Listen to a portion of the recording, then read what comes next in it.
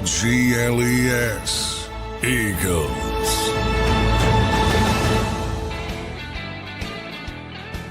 Welcome in, everybody, to a Wednesday edition of Birds 365 as we inch closer to NFL kickoff and game day for the start of the 2025 football season. Eagles versus Cowboys kicks off in 36 hours and 15 minutes from right now. Johnny Mac, how you doing on this Wednesday morning?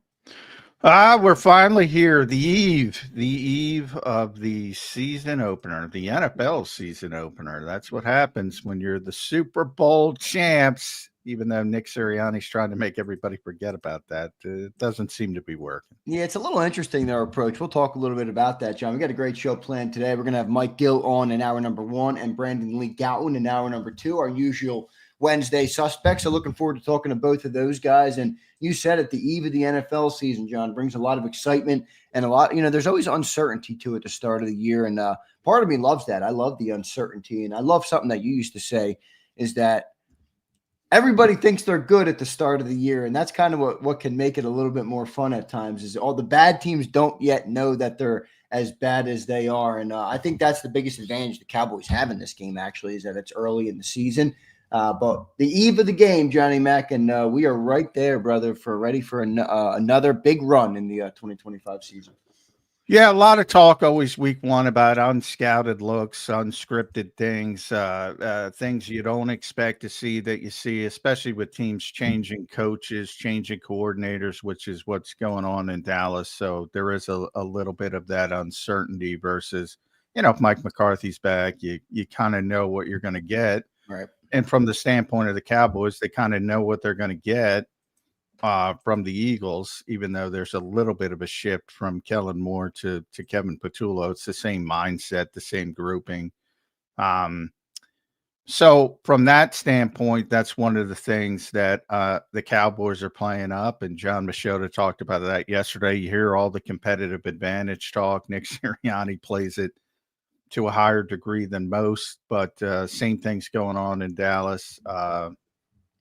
Ultimately things will settle down. It'll become about execution, which is boring for people. I get it, but that's what it'll come down to. And, the Eagles just have a bunch of good players who are better than the opposition. That's what it comes down to for me.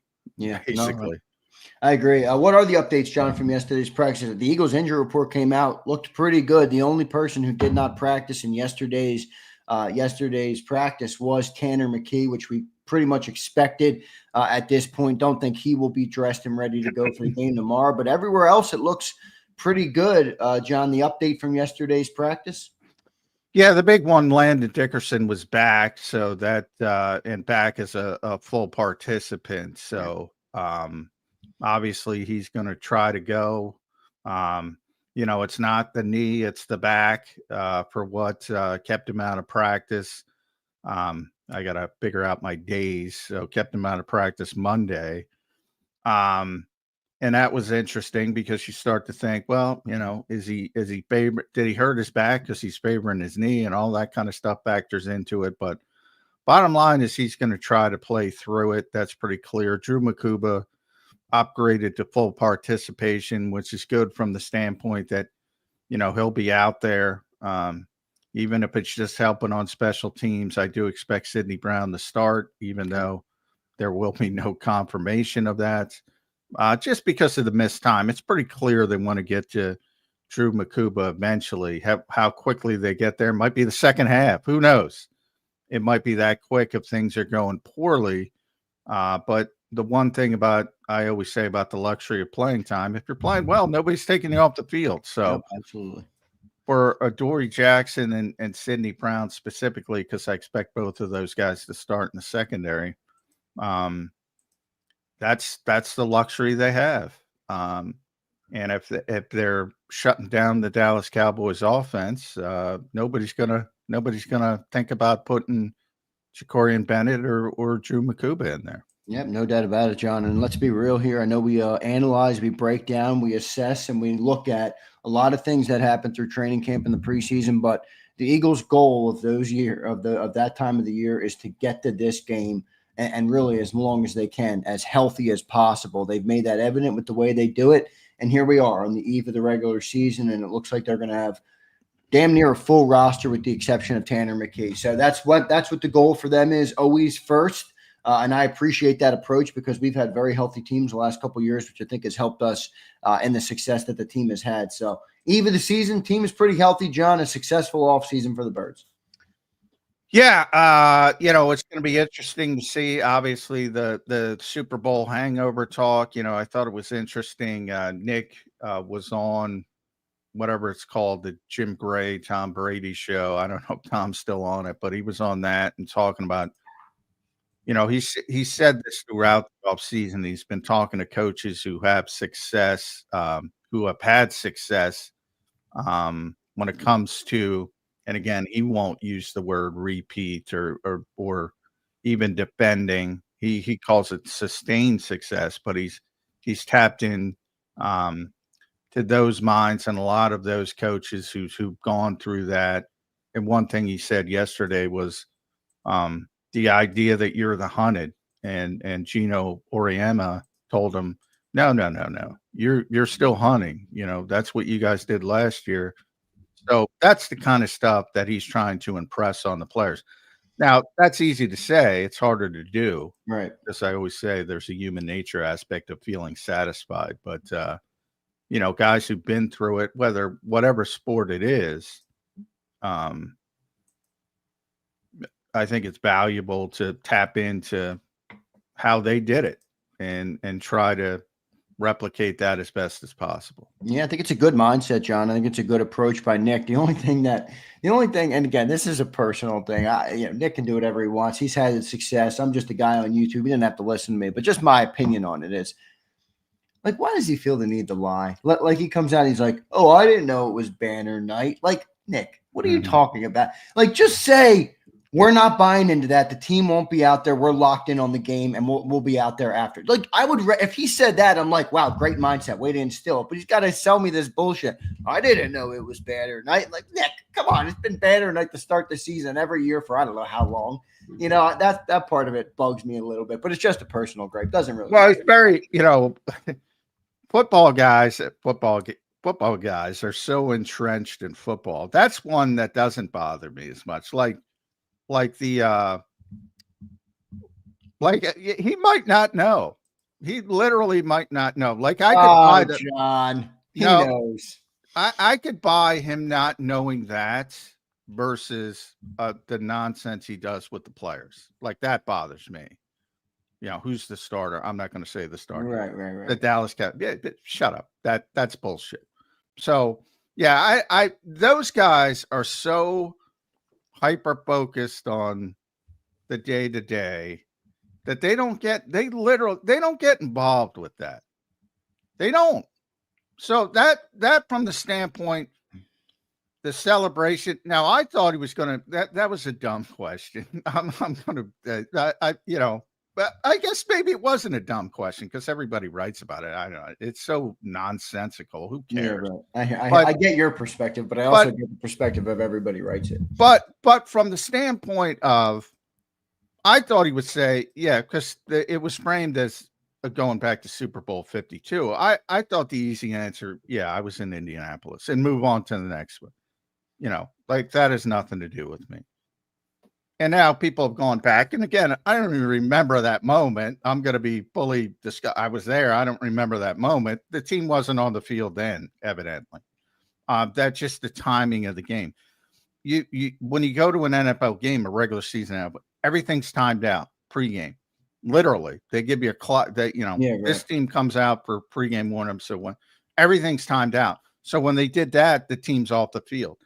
And I'm just saying, you're probably right, but I'm saying it wouldn't shock me if you had no freaking idea the banner was coming down. It would not. I don't have a problem, John, with the mindset or the approach. I think it's good. I mean, I think you're trying to instill to people in the locker room, and as you say, getting the players on board, getting the whole team bought in. It's a team sport. It takes everybody. I have no problem with that approach, and if you want to say it, or if that's going to be your take, again, I like it. But I just don't. I don't like being lied to. I'd rather him pull the. the Bill Belichick or the Nick Saban. That's rat poison. We're not going out for the Bears. Well, that's what he might be lying to you, and he does lie to you a lot. But it wouldn't shock me if he wasn't lying about that, because it's so not meaningful to him on that particular in that particular moment. Yeah, no, I hear you. John, I got to talk to you about something before we get to Mike Gill. So we're 1 day out from the game. The Eagles are I don't know if you have the record of this, when they've given contracts on the eve of the opener. That seems to be something that they've done, or at least in the week leading up to the opener. I'm wondering about Reed Blankenship's contract, because yesterday, John, it was announced that he signed with Athletes First, the new agency. And, I had somebody DM me and they're like, oh, look, contract's coming soon for Reed. And I'm like, it's either that or it's the opposite. It's either that or he's looking to maximize his earnings as best as possible, and he jumped to a new agent. How did you take that news from Reed Blankenship? Yeah, I think, be on alert today. They do have a history. They did it with Jordan Mailata. However, when I say be on alert, I'm not telling you it's coming. I'm telling you it makes sense that, right, Reed changed agents. And this is the group that negotiated. This is a big time group. They've negotiated Micah's deal. David Muglietta, Todd France. I think I saw Todd at the NovaCare complex this week, but I can't be 100% sure. I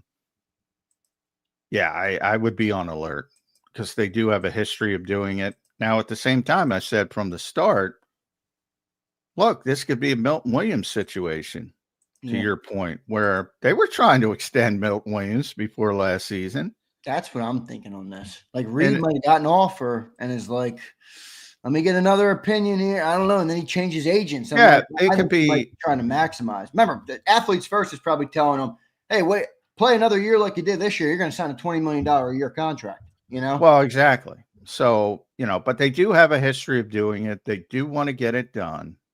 And, it is a very important player, and it's more complicated because it's so weird. It really is. It's like, but he was an undrafted free agent. Like, at this point, who gives a shit? I don't know. Would you rather have Kenyon Green or Reed Blankenship? Yeah, right. But man, it's what do you really mean when you say that? You mean in the sense of that people don't think he's worth what he's worth, or yes, people don't think he's worth what he's worth, because like the Eagles. Or are you talking about externally? Well, I think externally, number one, but I think from the Eagles standpoint, they see an opportunity to take advantage of more. Right. Get a good player cheaper. Yeah. From a business perspective, which is, the ugly side of the business, but business is business. And if you can get them for less, get them for less. And yeah, I'm sure those guys are saying, hey, no, what you just said, look. And I brought up Cam Bynum. I'm like, well, he's better than Cam Bynum. So right now, are the Eagles going to pay him $15 million a year? I don't think so. So maybe you're right, but today's the day. If they're going to get it done, they're probably going to announce it. Or if it is done, they're probably going to announce it today. If not, obviously he's jockeying for a better offer. And, sometimes Dallas Goedert, he got extended in November 1 year. Sometimes it goes in the season, happens during the season. So it's not, again, it's a two-way street. But he knows what's at stake. And that's why, he changed agents, and he's got some of the most high-powered people in the game working for him now, which is probably not the best news for the Eagles. But that was my take. That was immediately my take. I don't think that's good news for the Eagles. But yeah, the assumption that just because he changed agents, it's coming today. Not the case, but and also vice versa. Just because he changed doesn't mean it's not coming. Would you say, or yeah, if the Eagles want to pay market value, I'm sure he'll sign today. I don't know if they're gonna do that, John. We'll see. They got a lot of guys, man, to handle and pay on this defense. And I'm really curious, John. I tried to say yesterday because people, and I'm fine with it because we don't have to have this conversation today. But I am interested in the conversation of how this team shifts in the next couple of years. Again, don't have to have this conversation today.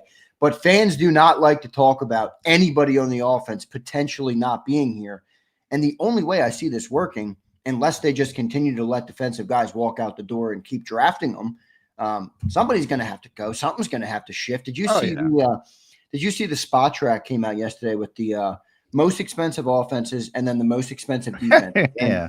First on the list of offenses by a $40 million margin was the Philadelphia Eagles. It was like $250-something million. And then 31st on defensive spending was the Eagles with like, I don't know, $65 million. Now, I know largely that's circumstantial because of the rookie contracts, but how does that shift in the next couple of years? It's going to be really interesting. Oh, it's coming. The shift is coming. That's what I tweet. And Howie's already said that. I mean, it is circumstance. It is, all their entrenched superstars are basically on offense, and they're good players on defense or on their first contracts. So it is circumstance. And when it starts with Jaylen Carter, might even, you want to argue it might have started with Zach Bond. It might continue with Reed Blankenship. But it really kicks in with Jaylen Carter. And potentially Nolan Smith as well after this season. And then 2 seasons, you're talking about Quinyon and Cooper. So it's changing. So get ready. Get ready. And some will take care of itself. Unfortunately, Lane has amped up the retirement talk.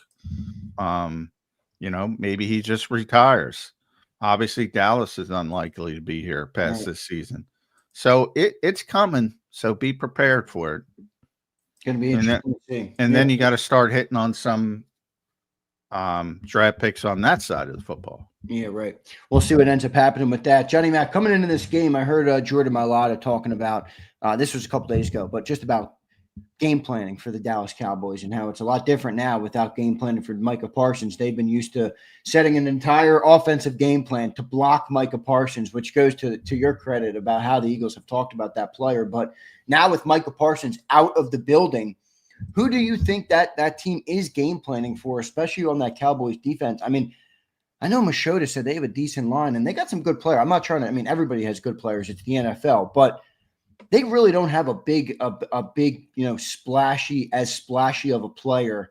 Obviously, you're talking about Micah Parsons, one of the best in the world. But, who do you think the Eagles have on their game plan to try and mitigate or to manage properly in this game coming into tomorrow? Well, I do defensively. I think it starts with the 2 defensive tackles, and we'll see. I mean, they acquired Kenny Clark and obviously Osa. I'll call him their Big O. Who might be their best player on the defensive front. He's a very good player. And, right, Osa?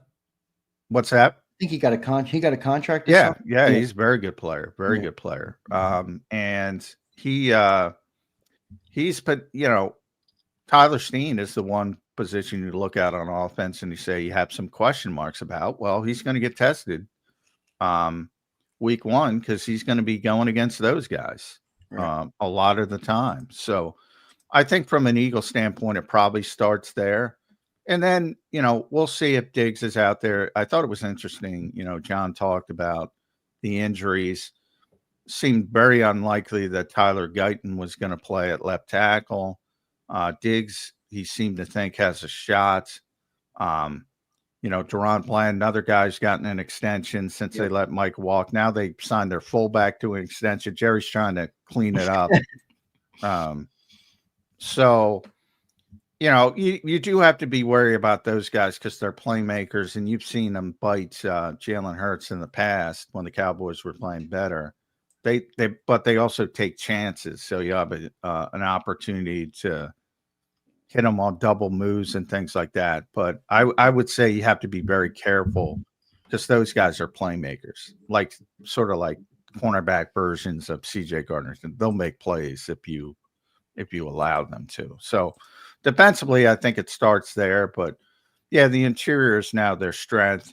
And they're better, to John's point, they are better on the defensive front than people think without Micah. But you don't have that Like, I'd rather have opposite, after Nolan Smith, I'd rather have their 4 guys than what the Eagles have. To the point of everybody's got good players. I'd rather have Fowler, Sam Williams, Marshawn Nealon, Donovan Ezeraku than what the Eagles are rolling out there. Well, yeah, I mean, that's not that hard to say considering we got Uche and Ojulari, and I like Jalix, but I get where you're coming from that point. John, real quick before we get to Mike Gill, he's in the green room. Going to get to Mike Gill in just a second here. Other side of the ball, is it as simple as too high, make them beat you? I would play a lot of too high or cover 3, and I think Vic will. It's just a matter if he goes what zone he prefers, but and a lot of his is a little bit more complicated than the traditional. Like, he's usually playing quarters. He's usually playing one. He might play cover 2 on one side. He might play something else on the other side. So he's a little bit more complicated, but he might want to settle it down a little bit because of the new parts, at least early in the season. But we'll see how he shakes it out. But yeah, if you look at it, can the Cowboys offensive line hold up? That's a big question mark. And if they can the Eagles defensive backfield deal with CeeDee Lamb, George Pickens, Jake Ferguson, Kevontae Turpin? Yeah, they got better players than the Eagles fans realize, I will say. But, they're weak on the offensive line. And they lost one of the 2 or 3 best pass rushers in the world who the Eagles, yeah, they went to extreme lengths. So yesterday, John, just to update on it, yesterday, Tyler Guyton was a full participant in practice. Now, I don't know if that means he's going to play or not, but he was a full participant yesterday. Yeah, John, he was the day before, and that's why I asked John Machota. I asked him that specific question. He does not think he's going to play, which is interesting to me because usually if you're a full participant, you're going to play. But, if you remember, very early in training camp, there was reports that he tore his ACL, which are rare, and it came back when they did the MRI. He didn't tear his ACL. It was some kind of fracture, bone fracture, and then the thought was he was going to be out, 4 to 6 weeks and still be out sometime during the regular season. All of a sudden, he shows up as full participant. So, I'm going to lean on John Machota, and he doesn't think he's going to play. So, Nate Thomas is the backup, and that's pretty big dip, I would say. Yeah. But the Eagles don't have Josh Sweat over there to take advantage of that. So Josh used to beat up on young players who didn't play. Well, Jalix Hunt, it's your opportunity, young man. Let's see what he can do with it.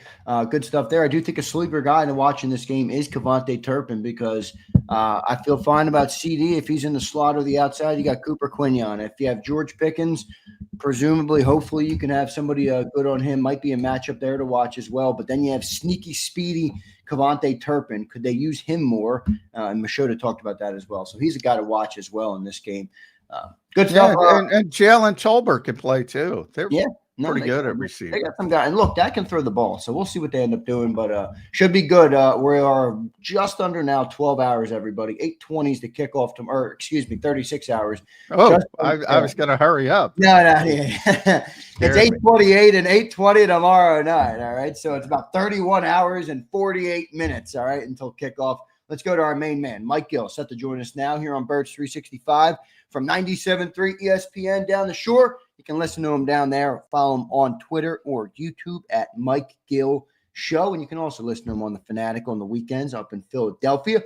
Mike, how you doing on this Wednesday morning, brother? Good morning, boys. What's going on? Michael, how are you? How ramped up are you for another NFL season? Starting, the Eagles get the start. You know what that means. The Super Bowl champions. Nick Sirianni, by the way. We started out with that. You think he's lying or not when he, some of these football guys, you don't know. They have very focused mentality. The banner question, which to me was a stupid question, but I buy it. First of all, I'm annoyed when Nick lies to you about players and will this guy start, blah, blah, blah. All that kind of stuff I think is bad. Banner, I kind of buy it. Like, what? He doesn't give a shit. No, I don't think I think he knows that it's happening. I don't think he cares. And I'm okay with that. Like, one of the things that has always annoyed all Eagles fans about Cowboy fans or Giant fans is they tell you about their past success. Don't be that guy.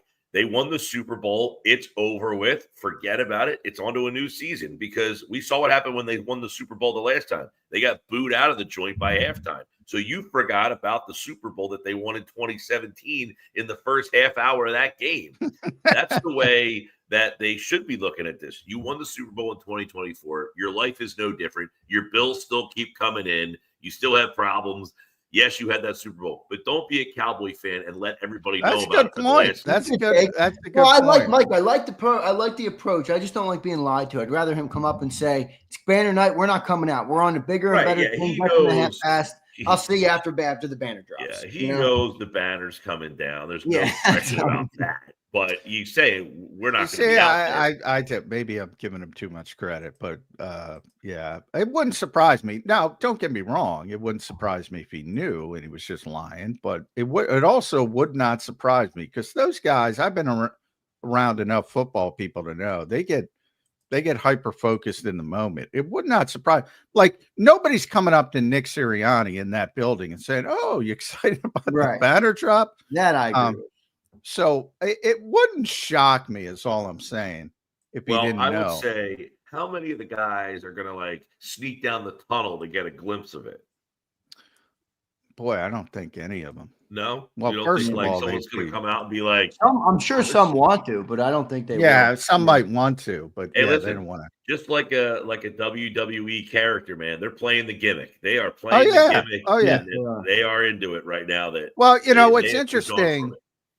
If you go back to Super Bowl 52, and again, different regime, they had all the logos up and the championships, and they put them up in the facility and they put them up in the locker room. And they're obviously it's first Super Bowl championship in franchise history. They're obviously excited and proud of it. And they got it all over the place. And to your point, Mike, they didn't start well. And Malcolm Jenkins one day was like, take that shit down. Take it down. Take it down. Take it out of the locker room. And they did.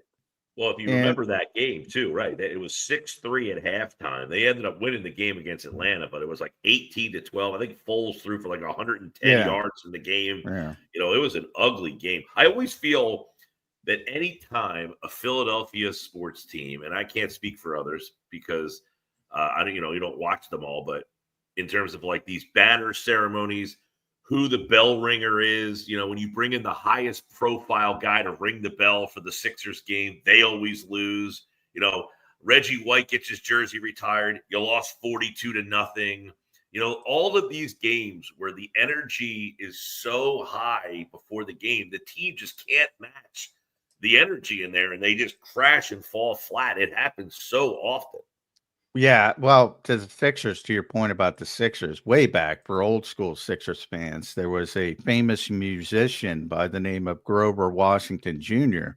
That was their good luck charm. And every time they brought him in to play the saxophone national anthem, they would win.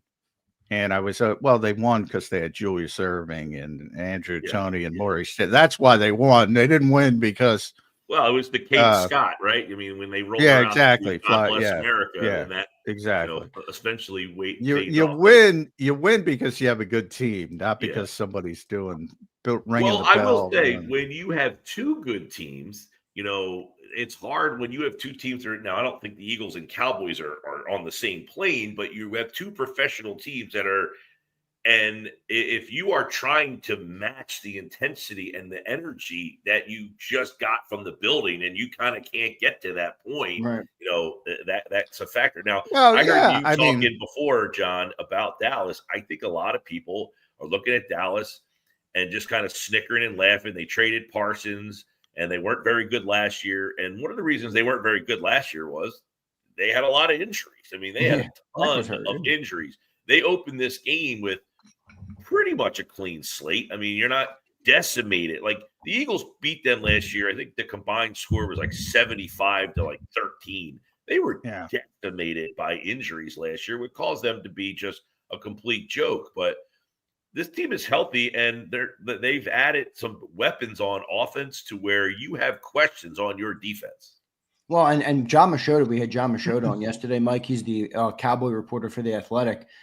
He brought up in the last 25 years, some of the Cowboys' best seasons have come when the expectations are the absolute lowest. And right now, their win total, I think in Vegas, is like 6.5 or whatever. I don't know what it is. I'm not a betting man, but I know it's low.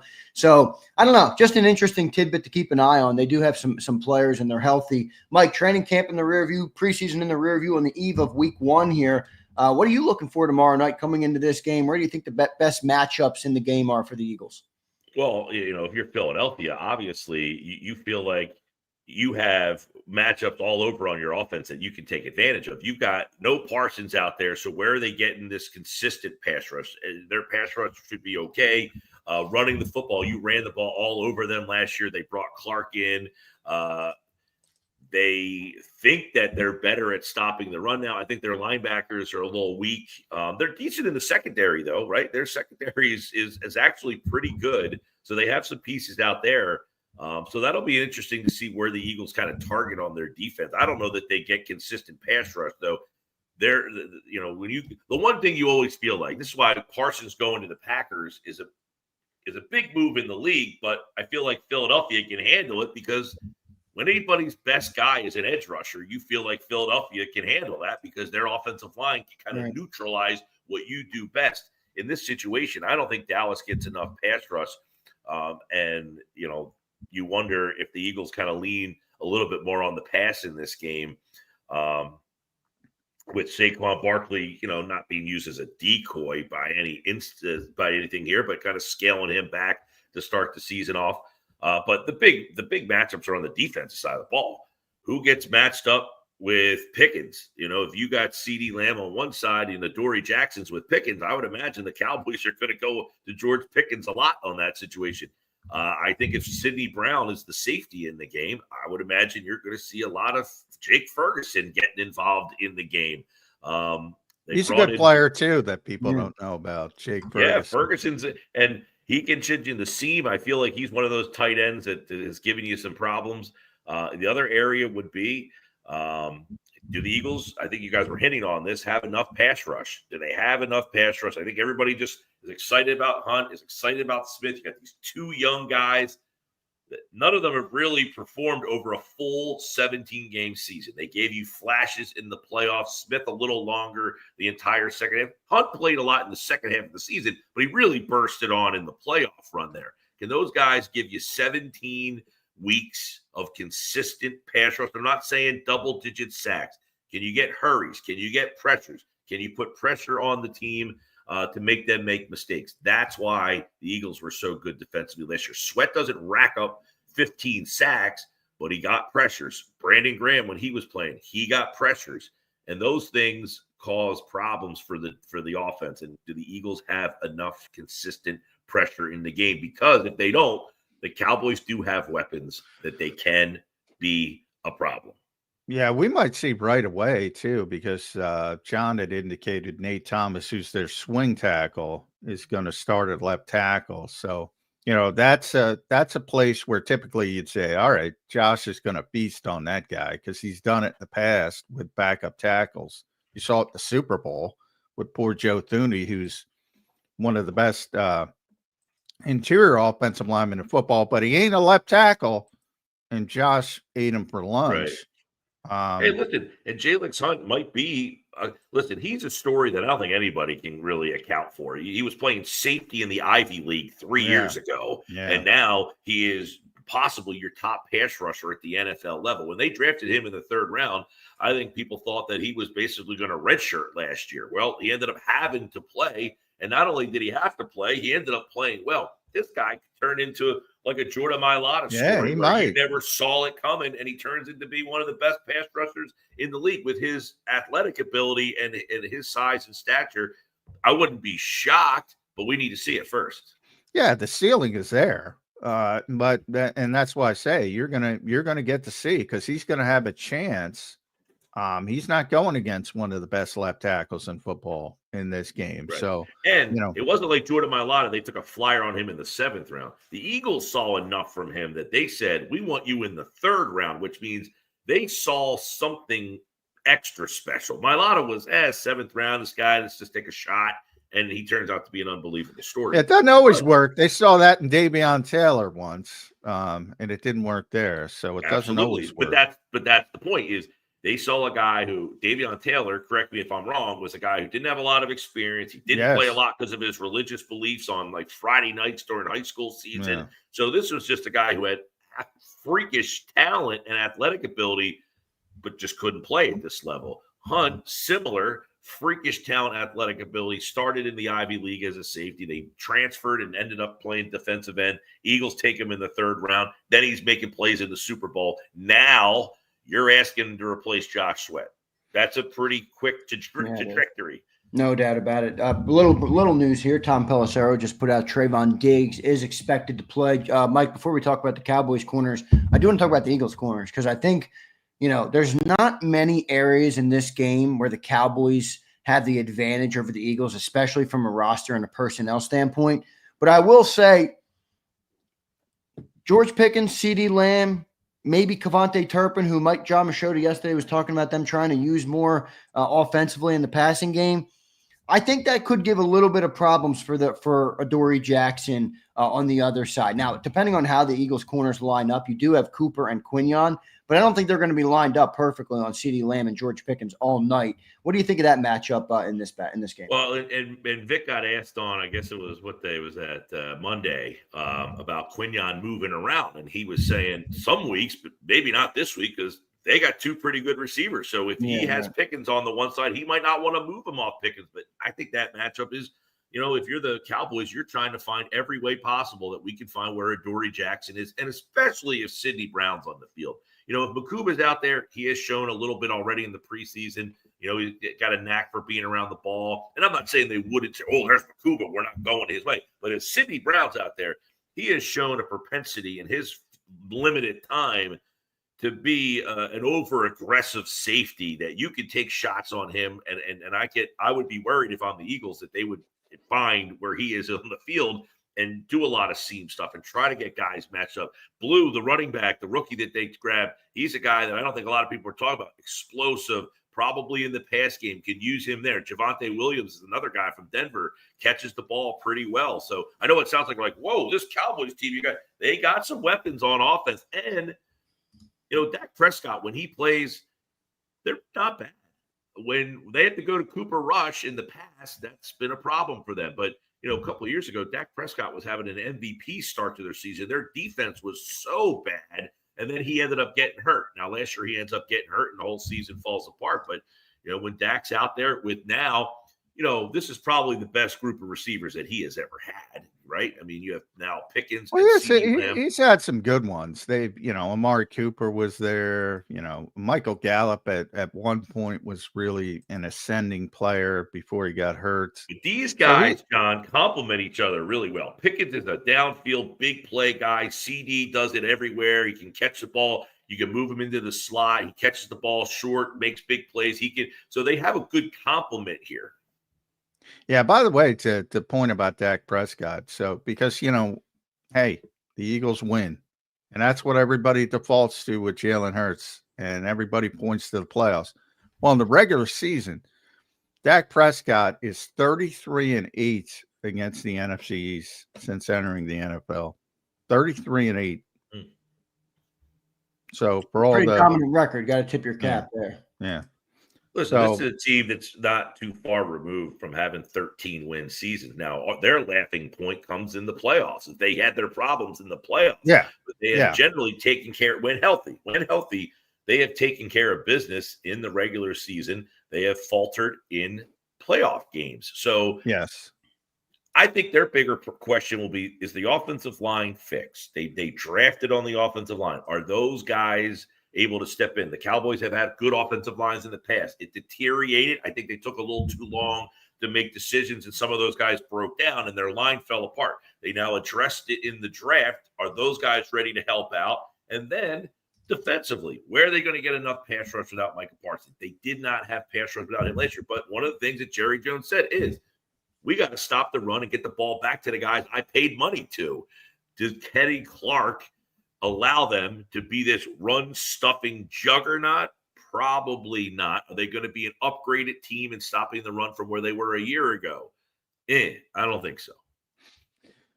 Yeah, well, I would say this about the Cowboys, and I said it to Zander. I don't know if you were in the green room at that point, Mike, but if I said, all right, Nolan Smith, Jalix Hunt, Azeez Ojulari, Josh Uche, or Dante Fowler, Sam Williams, Marshawn Nealon, Donovan Ezeraku.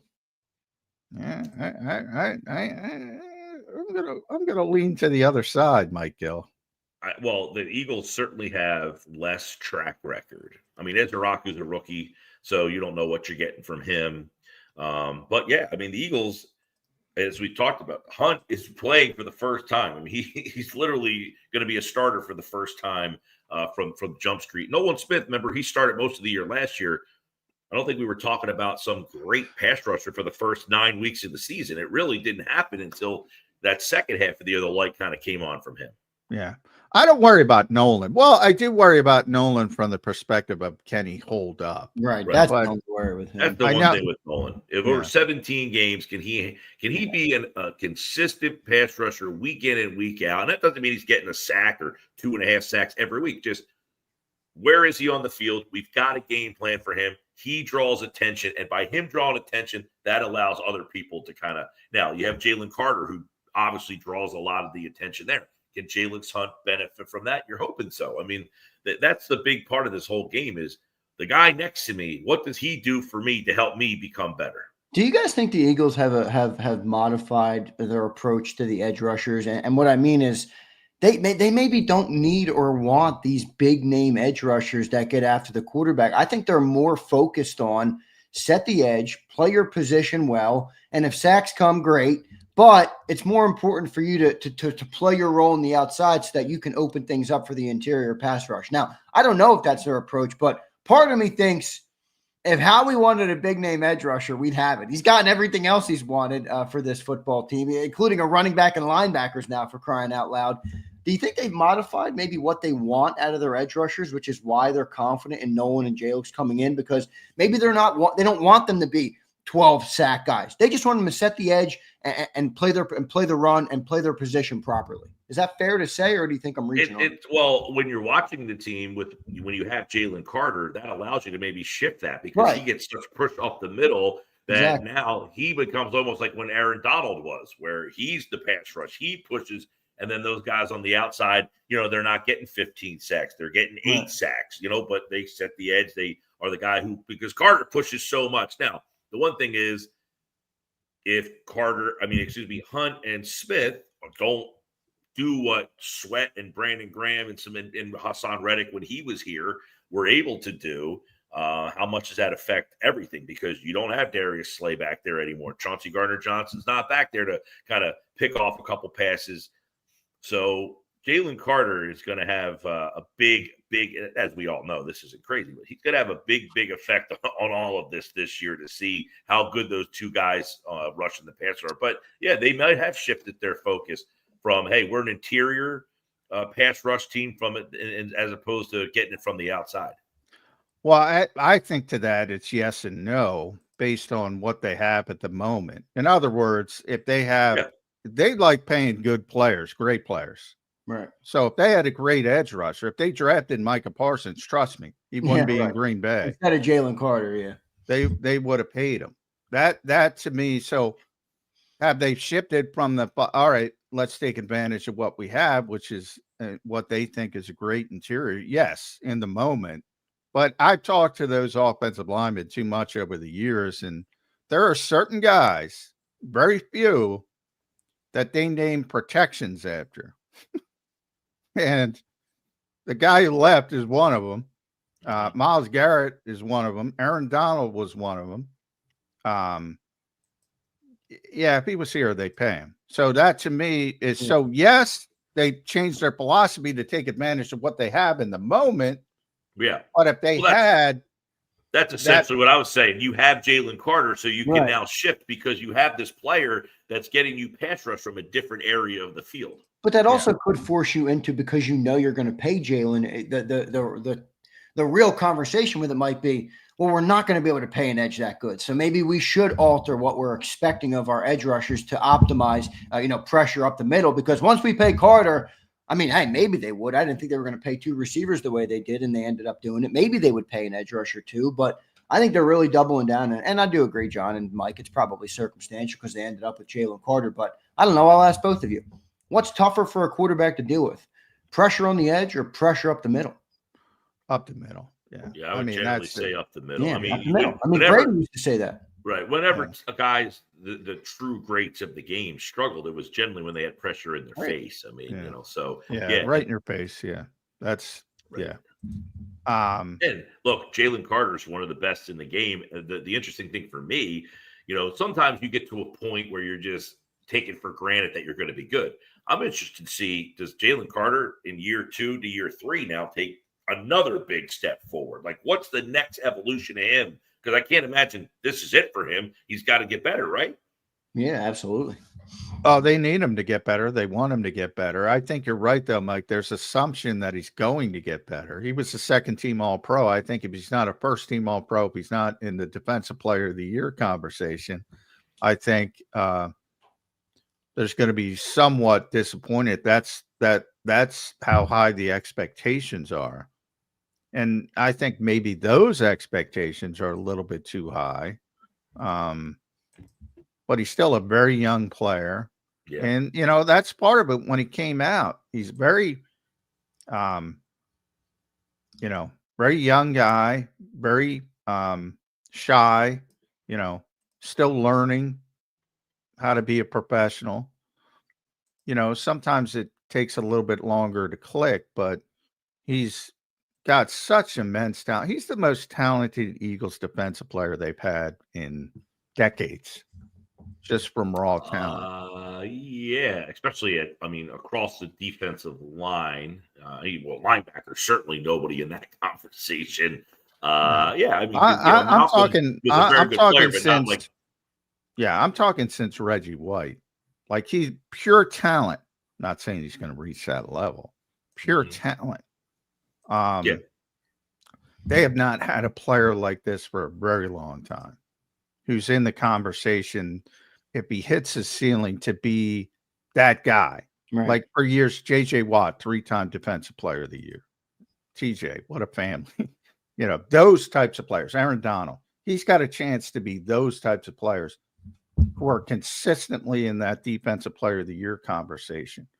Can he hit it this early? Maybe not, but I think eventually the goal is for him to hit it. Right. Which is definitely the strength. One of the things that, a couple of weeks ago, I had said, can Zach Bond be the same player or better than he was last year? Can Cooper DeJean be the same or better? Can Quinyon Mitchell be the same or better? These guys are all players that have 1 year of track record doing what they have done. In the NFL, it's hard to be a consistent player. Yeah, it's not linear, man. It doesn't. It's hard. And Jaylen Carter was good his first year, not great. Last year, you would say he was great. Now, can he become elite? Yeah, which is a tough bar to clear. And Vic has kind of said, look, he made second team All-Pro, and he doesn't even really know how to play the position yet. That's kind of the upside of Jaylen Carter. But, I do think, to your point, you brought, to the great listeners of Birds 365, you brought the other side pretty consistently, Mike, that it isn't linear. And it's not a natural progression of up, up, up. Usually it's an EKG. Might be up, might be down, might be up, might be down. But the truly great players, they have that consistent level. And they're rare. They're very rare. But Jaylen Carter has an opportunity to be that. And he better be that for this team, to be honest. I mean, I will say, I think Quinyon seemingly is a very level-headed. I don't see I feel like what we saw from him was the real deal last year. So I do think he's not going to have a fall. Cooper, similar. I just hope that, all the offseason stuff. He's got his new cereal out now. I hope not all that. It is a lot. It is a lot. I know they have a lot. Yeah. A lot. And listen, they're putting a lot of trust in him to learn how to play multiple positions. So they obviously see what we all saw last year. This guy, he's a guy. He's a man. He's a stud. And Vaughn, I mean, it's just mind-boggling that he did what he did last year. And it's not like he was a rookie last year and did this. And it was like, hey, a 5th-round pick. And he's been in the league and never reached close to these heights before. So, I blame the Saints for that because that dude can play. I'm like, what do you? I don't know what the Saints were looking at. But yeah, I don't have too much concern about Zach Vaughn other than I don't know if he can reach the level of last year from a playmaking standpoint, splash plays simply because he's going to have more on his plate without Nakobe. He's going to have to be, the leader, the guy getting everybody lined up correctly, and that might affect some of the splash plays, but he's just a good player. I don't worry about him from an efficiency standpoint. I guess that's another question in this, season, at least for the first couple of weeks. Is JAKIB Campbell next to Vaughn actually an upgrade, or is that an area where you're like, no, they're not better there?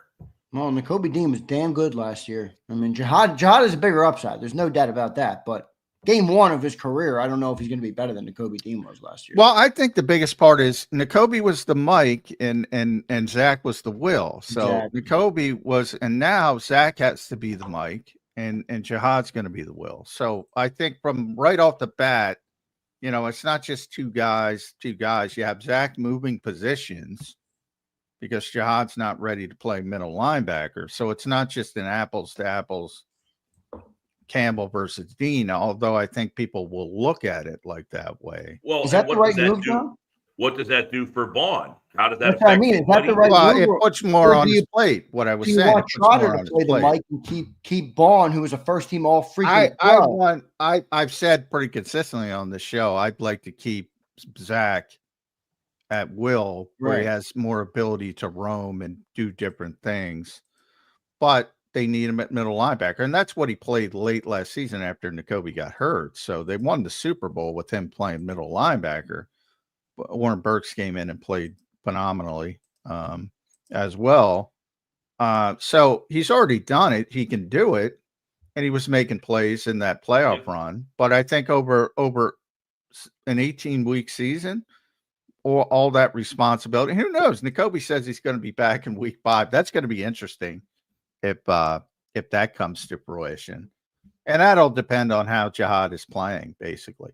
But I do think JAKIB Campbell gives you different abilities, especially in the red zone. I think you're going to see more blitzing, maybe in backed up situations. Now, the worry is coverage. He does not look like a natural coverage player. Are people going to take advantage of it? Talk about good tight end. If he's got to get Ferguson in coverage, can he handle that? I don't know. We're going to see. But great athlete, but probably going to be a learning curve, I would say. Yeah, we'll see how it shakes out. Mike, last couple questions for you here. Appreciate you doing it today. One day on the eve until the NFL kicks off for the 2025 season. Offensively, Mike, what are you expecting to see from the Eagles in this matchup? Is it a ground and pound, what they did last year, a little more passing? First game for Kevin Patullo. What are you expecting to see out there, Mike? Well, Kevin Patullo's background is as a pass game coordinator. I mean, so I would imagine that we will see a little bit more wrinkle in the pass game this year. They've added a lot of depth to the wide receiver position. They certainly have more intriguing options there. When you have Brown and Smith, we know those two. Dotson now a full camp here. Darius Cooper, everybody is kind of intrigued by what this kid can bring to the table. Then you go out and trade for John Mechie. So you have 5 interesting wide receivers, 2 of them being absolutely 1 and 1A level players. And then the next group of them all kind of do some things that you're intrigued by. So they probably have the ability to add some more wrinkles in the pass game that they just could not really. Dotson was just kind of getting his feet wet. We saw more of him in the playoffs last year. But after that, they just really had no options. Johnny Wilson was more of a blocking guy. He's not here. How does that affect their run game as well as it went last year? So I do expect them to have a little bit more flair, a little bit more wrinkle in the pass game this year. Doesn't mean that Saquon Barkley is going to take a massive step back. I would imagine, just a hunch, probably not getting 2,000 yards again. So what does that say about what their run game is going to be if he's a, I don't know, 1,500 yard back instead of a 2,000 yard back? I mean, is that crazy to say that he might be 500 yards less from what he had last year? I don't think that's crazy.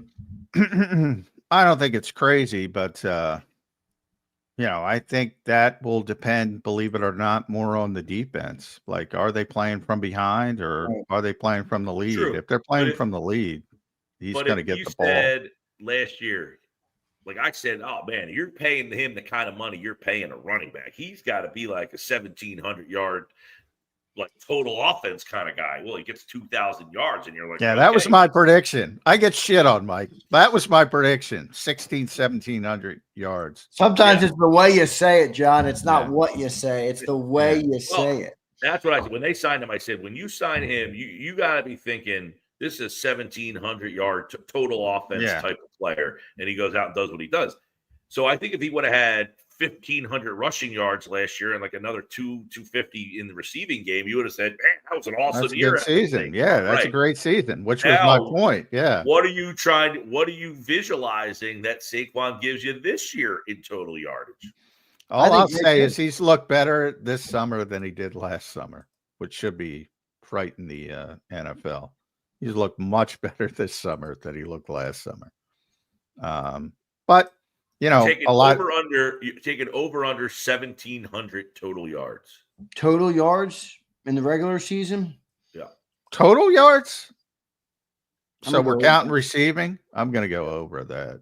Okay. Yeah, I got bit by that once. About 1,500 rushing yards and another 250. I think he just doesn't get a lot in the pass game. That's all.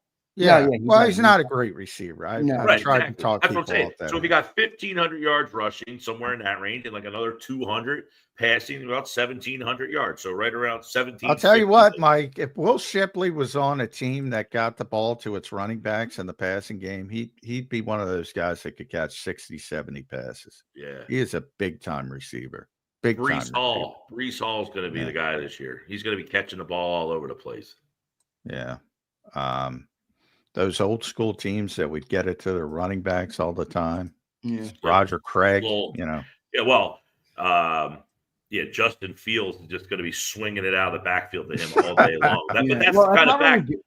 It's not that's the kind of back you're talking about with Shipley, where he's not kind of sneak out of the backfield and just catch a lot of balls, and then not really Jalen work on you in space. I don't think it's a knock on him. I don't think it's a knock. Able to run around everybody. He doesn't have to. He doesn't have to. He doesn't have to dump it off to the running back. So it's not a criticism. I think I'm just saying if he was in that type of offense where you had a receiver like Phillip Rivers, who Nick loves, I mean, just dump it off to the back. He can't run.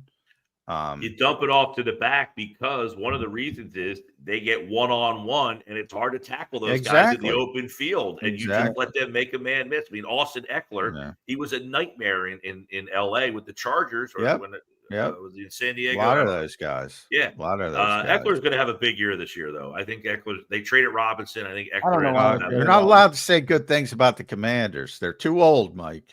Bullshit. John Machota was money yesterday on the Commanders. I loved it. He's like, I've been covering this game long enough to know you got to do it more than 1 year. That I agree with. I'm surprised because Dan Quinn was down there. Dan Quinn's a good coach. Yeah, I think the Commanders are very talented. Their schedule is brutal, just like all the NFC East teams. They feasted on a very very light. Yeah, that's what happens. That's why I'm high on the 49ers this year, Mike. Yeah. I look at the Commanders and wonder, and look, that's one of the older rosters in the league. Can they stay healthy through a full season?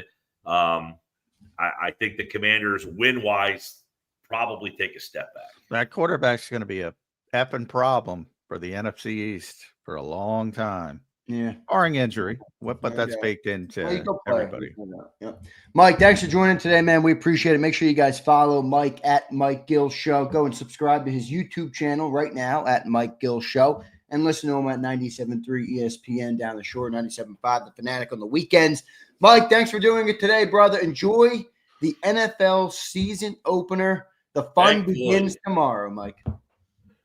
Yes, indeed. Tomorrow, crazy day. You got Phillies at 4:00, Eagles at 8:20. It's just it's that time of the year. The equinox is about to happen. Yes, sir. Mike, thank you, man. Appreciate it. Thanks, bud. I'll talk to you later.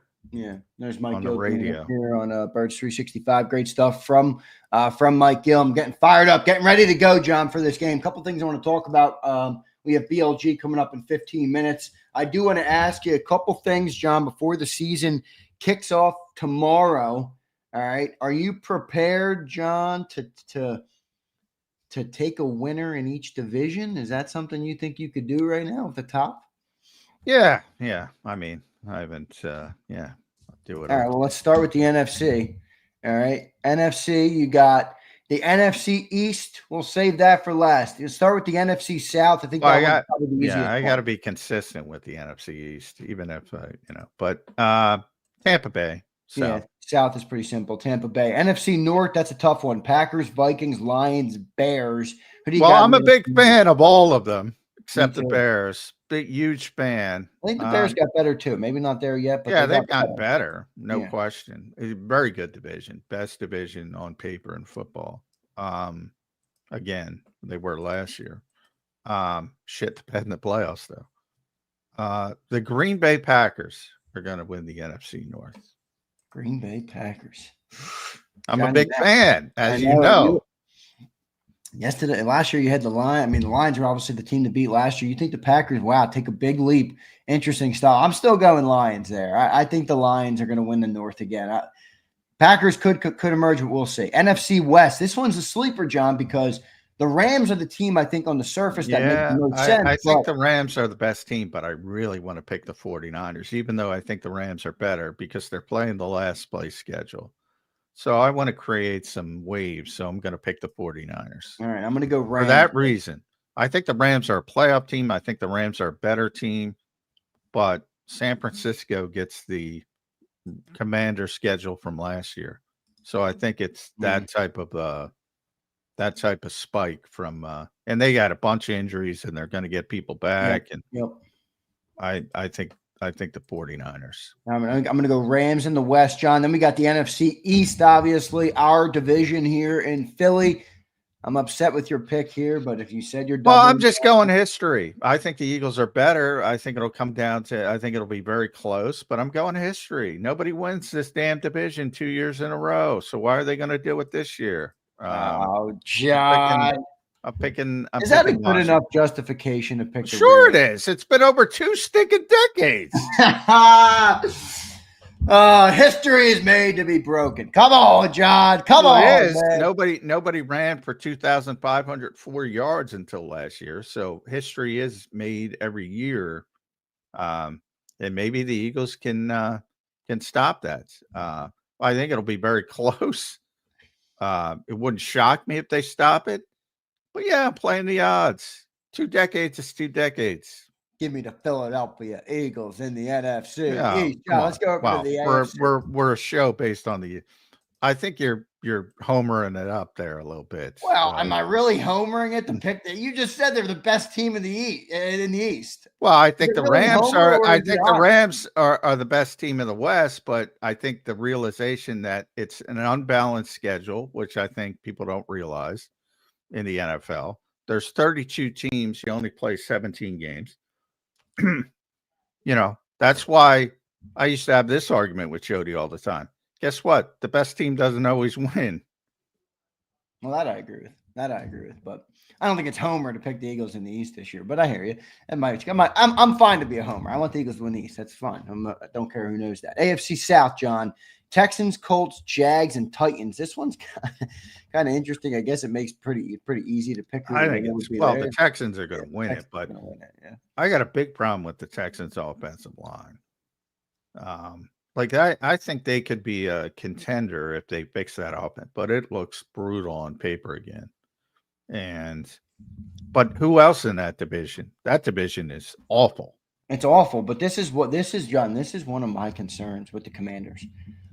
The Texans, who you just said rightfully so, have questions on their offensive line, and they got a quarterback on a rookie contract. What are you getting rid of Laramie Tunsil for unless there's something there?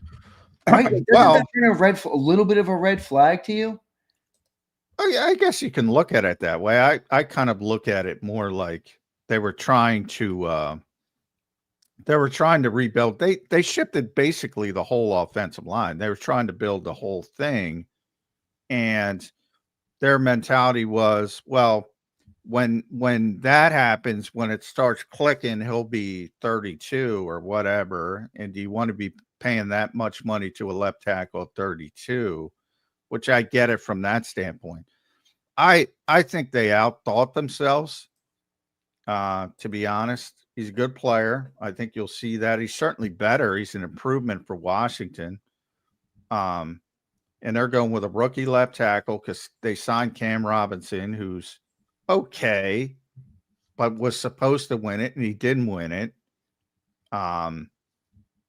Juice Struggs was a starter. They benched him. Jared Patterson, they benched him. Blake Fisher evidently is not going to start. So they benched everybody.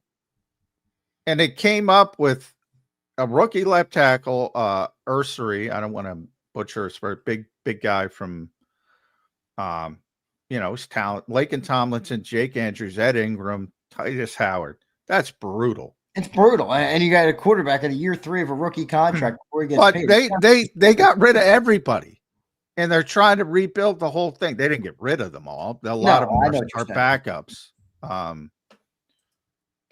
I just made that. I think they made a bad decision. Yeah, I think that's bad team building. Let's keep rolling, John. AFC South, we picked the Texans. I think that one's pretty obvious. AFC North, this one's interesting. This one could be pretty good. I think it's pretty easy. This to me is the best division in. So it's the North in both conferences. Best division. Baltimore's the most talented team. I always default to them. I always pick them to win the Super Bowl. I'll pick them to win the Super Bowl again. Why is nobody? Many people have called me a Baltimore fan, but I don't think anybody on this show has called me a Baltimore fan, which is shocking to me. Yeah, because you do like the Ravens. Yeah. That is shocking. I just thought of that. Yeah. Well, now you just invited. I invited. Go ahead. I'm picking the Ravens. Yeah. Yeah, I'm picking the Ravens there too. AFC West, John. Broncos, Chiefs, Raiders, Chargers. This one could get interesting, but I'm doing what you did in the East. I'm going history here, John. I'm not. History there says the Chiefs are going to win it. The Eagles broke me on the Chiefs. They broke me. I freely admit it. I think the Chiefs are a declining team because of what I saw the Eagles do to them in February. Maybe I'm wrong. But I think the Chargers are a good team. I think the Broncos are an ascending team. I've been saying it since Harbaugh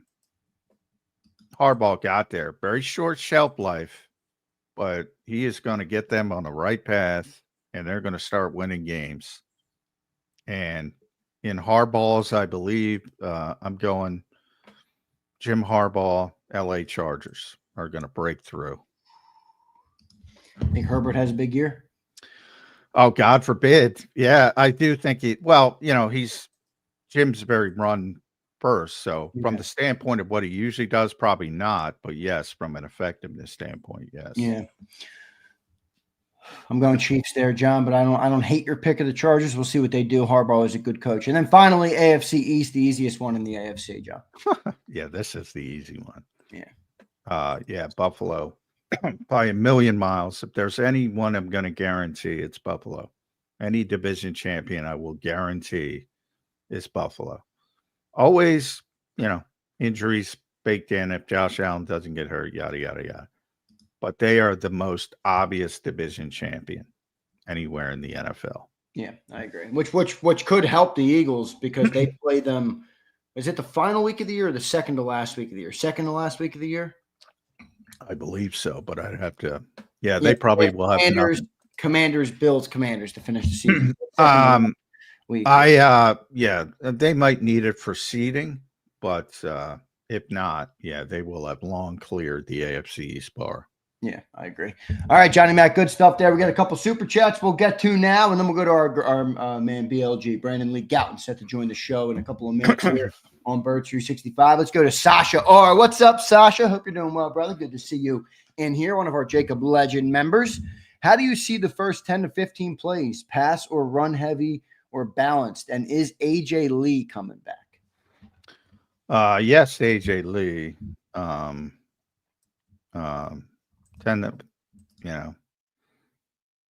think they'll try to be balanced. I think they'll try to. It's interesting because Kevin was asked about scripted plays. I think the mentality is everybody scripts 15 plays. That's not the case. And he was talking about it. It's like their experience of playing together. They don't necessarily have to do that.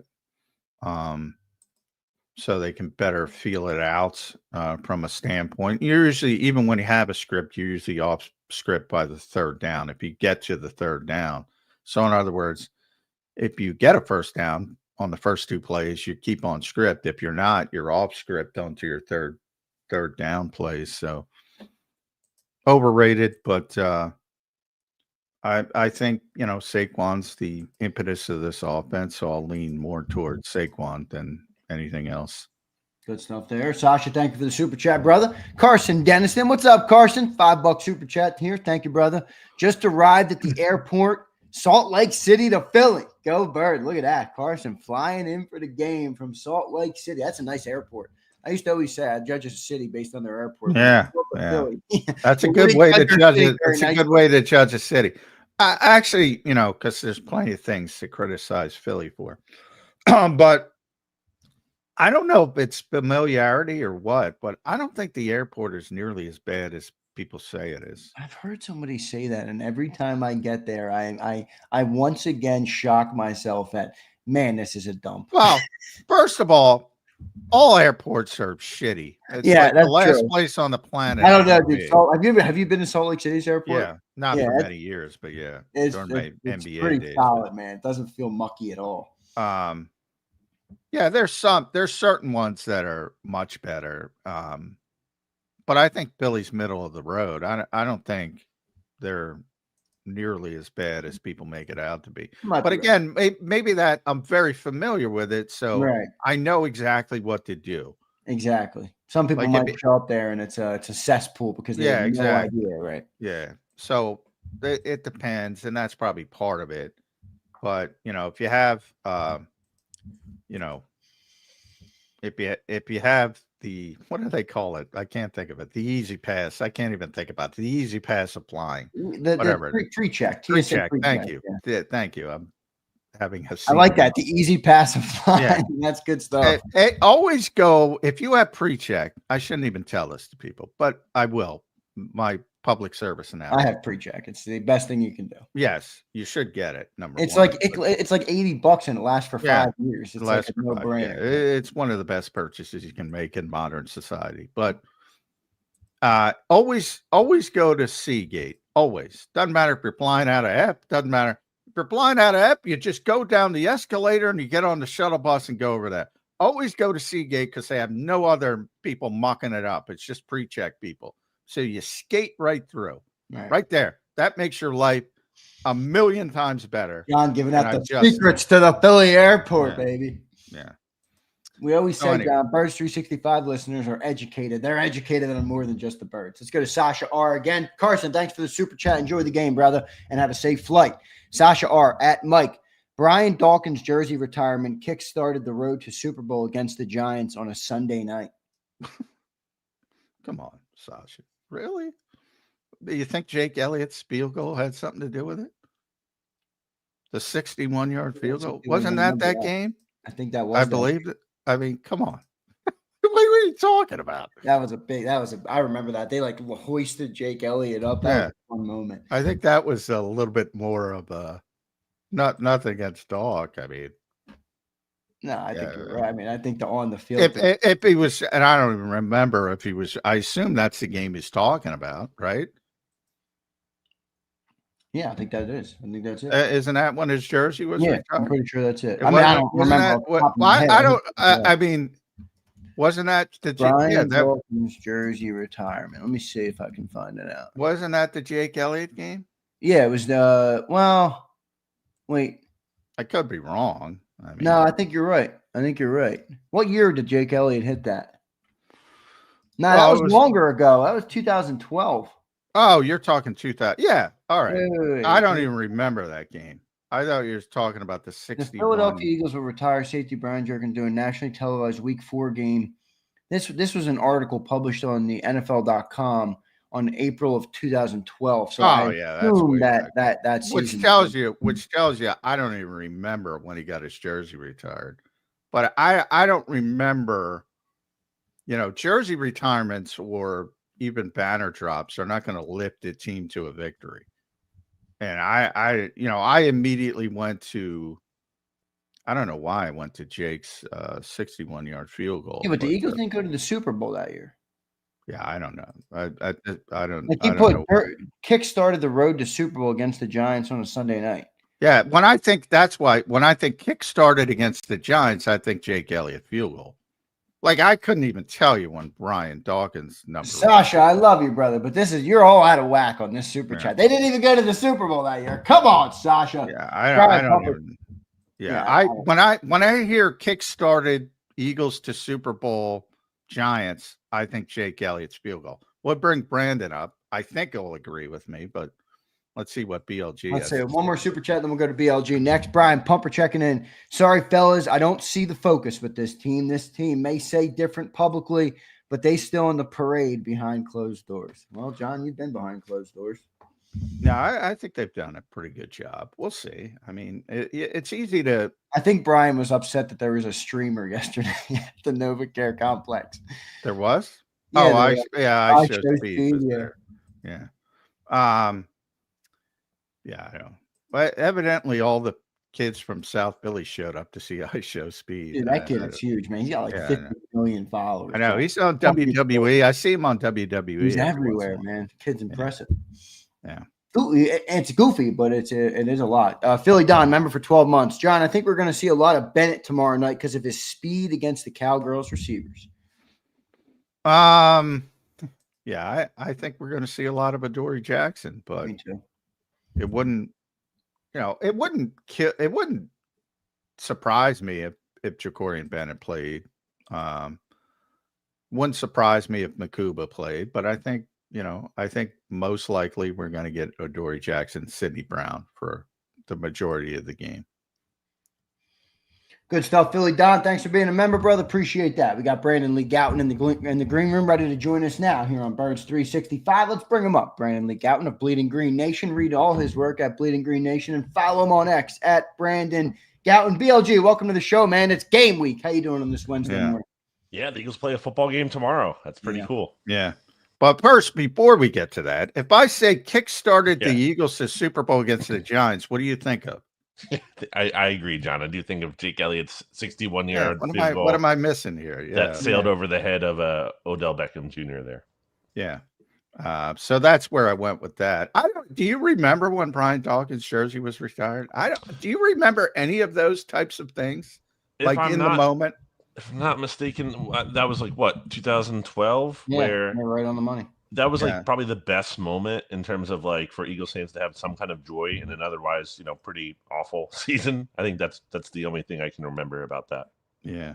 And I wasn't here in 2012. So but generally, even if I was, I wouldn't have remembered. I don't remember things like that.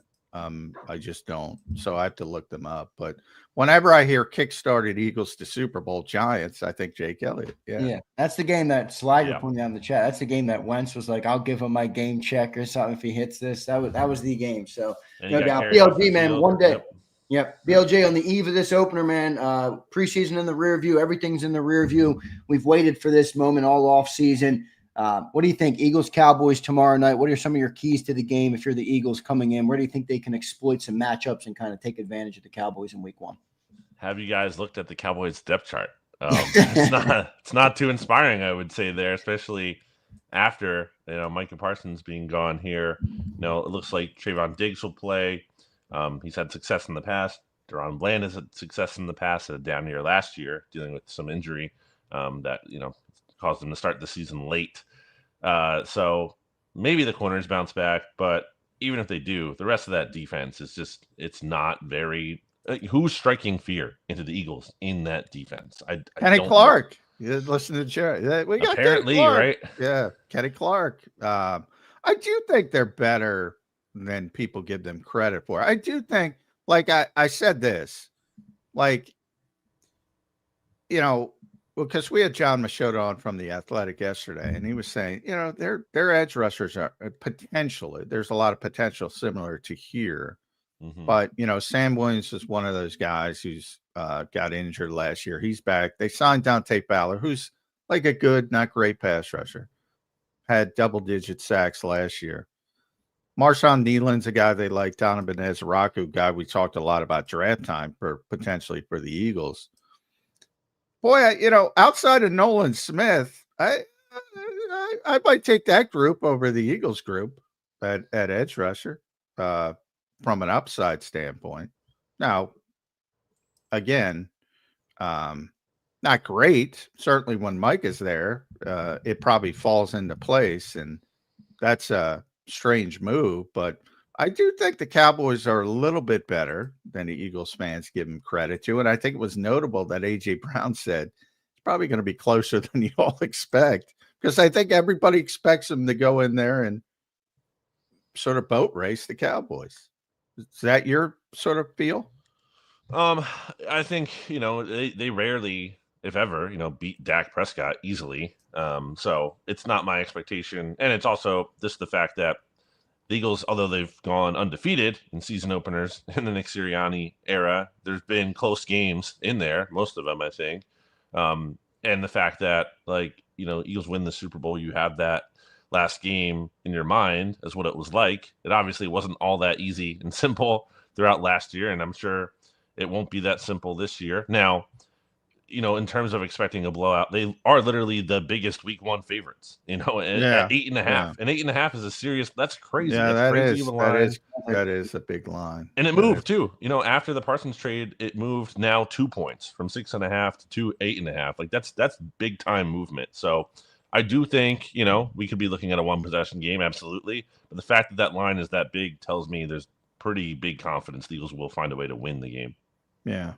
My biggest, when I look at the Cowboys, the thing that just screams out at me is, boy, they have no running game whatsoever on paper. Right. So, that's going to make it hard.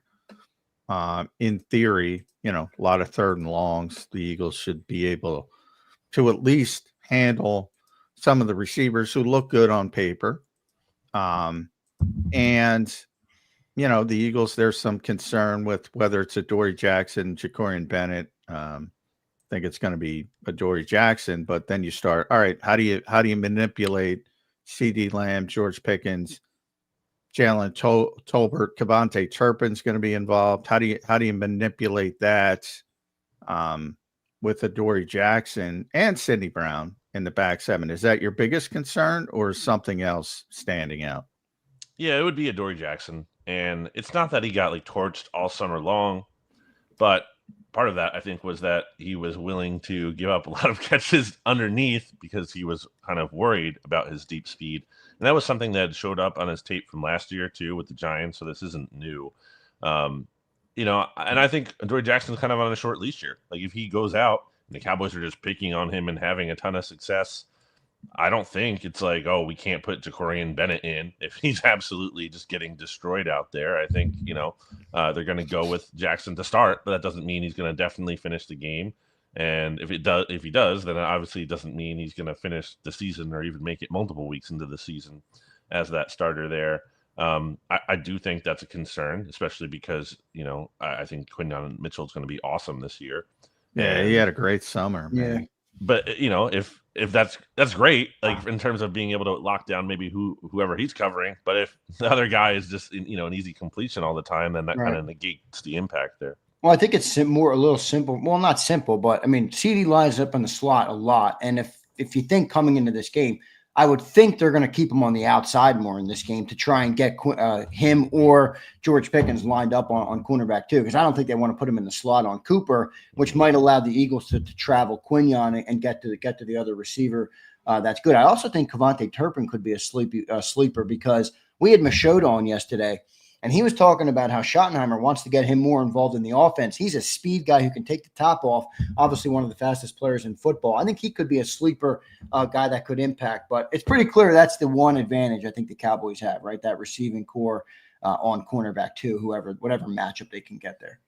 Yeah, Pickens is an interesting player too in terms of like he can do WTF kind of things and on both sides. I feel like in a great way for him and a bad way for him. He could make an amazing catch where, your coverage is perfect. You just can't even do anything about it. Same time, he can do some pretty just like crazy stuff that is a big detriment to his team. Having watched a number of Steelers games, I remember just seeing him sometimes and being like, what was he thinking there? What is he doing there?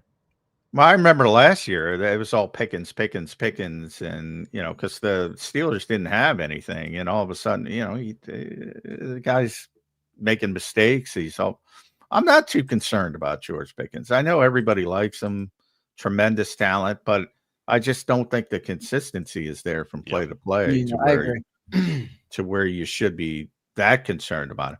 I think this might be a big Jalix Hunt coming out party, potential game here, BLG, because Tyler Guyton's probably not going to play. We got that from John, even though he's been a full participant.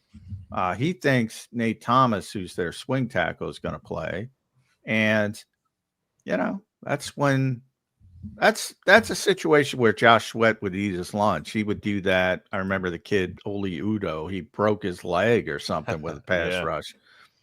Last year in the Super Bowl with poor Joe Thuney having to kick out the left, he was overmatched. Josh would really take advantage of those situations. Jalix will have an opportunity, I think, right away to show off what he can be against a guy who, isn't going to be great as a backup swing tackle. Any matchups you see, you like that one, or is there something else you think they could really take advantage of? Yeah, I don't love that Cowboys offensive line. I think I was looking at either the football or FTN fantasy or PFF, maybe both, like offensive line rankings in the offseason. The Cowboys they were down there. They were not very high up, and looking at the players themselves, you could see why. I mean, Tyler Smith is obviously a really good player at left guard, and they have high hopes for Tyler Booker, who might be good, but he's a rookie, and he's also one of the least athletic offensive line. In the league. It's weird. He's down there. Yeah. He was such a good college player, but he tested so poorly. It's like, I don't know what to think of him. Yeah. And again, it's not just average, but very bad, very bad. It's one thing to be average, but their center is rookie last year. That's just okay. I don't think he's anything special. And then the tackles, are a huge concern. Like Terrence Steele, the Eagles have gotten after him a number of times. Brandon Graham specifically, you don't have him anymore, so that's tough. But I still think Terrence Steele can very much be had. And then if Guyton does play, he's coming off an offseason where he didn't play well as a rookie, number one. And now he's coming off an offseason where he missed most of training camp. So you're missing a lot of that developmental time. I don't know how he's supposed to get better when he's not even out there on the field at all. And if they go back to their swing tackle, then again, their starters at tackle aren't that strong to begin with. So I don't know how the swing tackle could be that great. So yeah, I agree. Absolutely. Jalix Hunt could see a big opportunity here to really kind of make his mark. Yeah, I agree. BLG, first game for Kevin Patullo here. What do you think the offense looks like? He's obviously got a passing background, pass game coordinator, coming in for a team that has dominated in the run game. What do you kind of expect to see from the Eagles offense to start the year here versus Dallas? Yeah, I'm of the mind that I do think in theory the Eagles would like to pass more than they did last year because it was like so extreme. They probably will to some extent. At the same time, that formula worked pretty well for them last year, and I don't think they're just going to be like, oh, we have to change it for the fun of it. I mean, Right. especially if maybe they come out passing a lot, it's not working. John, I think you would back me up when we say I saw that in training camp at times, where the passing game, looked a little uneven. And all of a sudden, when that happened, guess what they could do? And it worked really well. Oh, give the ball to Saquon Barkley. It was it was amazing. Way better. So he looked better this summer than he looked last summer by a wide margin. 100% agree. Totally agree. By a wide margin, I think. Now, one concern, and I asked Kevin Patullo this the other day. Boy, I don't know. We're trying to figure this out in the media house, and maybe I don't know if their starting 11 played one rep together in training camp. And if they did, it was a very, very small sample size. Part of it was just precautionary. And when Devontae was out, AJ was in. When AJ was out, Devontae was in. Some offensive line injuries here and there. There weren't a lot. Yeah. And as your point, they were very sloppy last year. They won under Nick Sirianni. Are you on sloppy alert for week one offensively? Absolutely could be an issue. I think ultimately, you make a list of the pros and the cons to the Eagles and how they approach training camp and how it's relatively lighter compared to other teams. Although they have ramped it up since Vic Fangio has gotten here. It's no coincidence, I'm sure. But still, I think league-wide, they run one of the lighter camps. And ultimately, a big pro in that pro column there is that they've been able to stay so healthy. Like they have deep into the season too. So I think ultimately it's worth it. But if you're looking at something you would put in the con column, I would say maybe some sloppy tackling early in the season, some mistakes. I do think that, and even kind of by their own admission in some ways, I think the Eagles kind of view this as like the preseason a little bit for them early in the year. Obviously, it's not. The games count. But I think, the fact that they don't play their starters in the preseason at all, there's a realistic acknowledgement that there could be some mistakes that need to be ironed out early in the year. Yeah, and I think they've kind of already gave credence to that by not really locking in on who the starters are going to be or long-term. So I think you're right about that, BLG, with where they are coming into this game right now. Well, I want to ask you about Nick Sirianni yesterday and his what he spoke about. Me and John talked about this. The banner question. I don't have a problem with the approach, BLG. I actually like it. All right, good. Stay in the locker room. Don't buy into the bullshit. But why do you lie to me? It's banner night now. Just say we're focused on the season. We're not going to be out there. I hope the fans enjoy the moment that the banner is really why do you got to lie to me? Oh, I didn't know it was banner night. Come on, Nick. You knew it was banner night. What do you think? It's hard to believe that he didn't know. It's pretty hard to believe. I got some shit, BLG, because here I'm going to play devil's advocate. And actually, these football guys, they don't pay attention to that crap. I don't think anybody at the NovaCare complex is going up to Nick Sirianni and saying, hey, the banner drop's going to be at, 7:12 p.m. And those NFL, when we get there tomorrow, BLG knows, when you get to the regular season, the NFL has everything very structured. They'll have a schedule of pregame stuff, national anthem, the exact time, warm-ups, the exact time. They'll have a list of the timing. Nick Sirianni lies a lot to us. I'm not sure he lied to us on that. I believe there's at least a possibility that he had no freaking idea what time it was, but actually you can lean towards. Now, it wouldn't surprise me if he knew. But again, that's one of those things I don't pay that much attention to. I don't think they were out there last time the banner dropped, but right. I don't know. They were not. Yeah, I was looking up a video of that yesterday, and they were not. Yeah, again, I don't have a problem with the approach. And John, hey, John, maybe you're right. I was just thinking, how many years? I just know How many so years many. has the opening game been like when they win the Super Bowl? Well, champion. no, I mean you should know by nature the banner's going to drop, Right. From that standpoint. But I do think these football guys are weirdos, man. They're like hyper focused on football. I agree with that. BLG, what do you think of the team approach? Like, I kind of asked that question, and again, I'm fully aware that that's completely inconsequential. It really doesn't matter. But what do you think of the mindset of the team? I mean, some people have brought up, and I don't really buy into it, but I'm curious to hear your thoughts, that there's a lot of stuff going on off the field, man. I mean, Cooper DeJean's releasing cereals. We got streamers at the NovaCare Con. The Tush Push has a sponsor. Again, well, that I thought was great marketing by Dude Wipes, by the way. But how do you feel about the focus of the team coming into this year? Yeah, I think those are valid points to make. I don't think that it means, all this stuff means that the Eagles can't have success. There's been successful teams across sports that have had, big sponsors and documentaries and stuff like that, and it hasn't necessarily prevented them from having success. But these can be distractions, absolutely. I think Jalen Hurts would tell you that after the 2022 season, he was kind of pulled in a lot of directions in that way, and I think it's natural to kind of lean into that. And no one should be able to blame him for those opportunities. And I'm not saying he doesn't work hard. Obviously, we know Jalen Hurts does.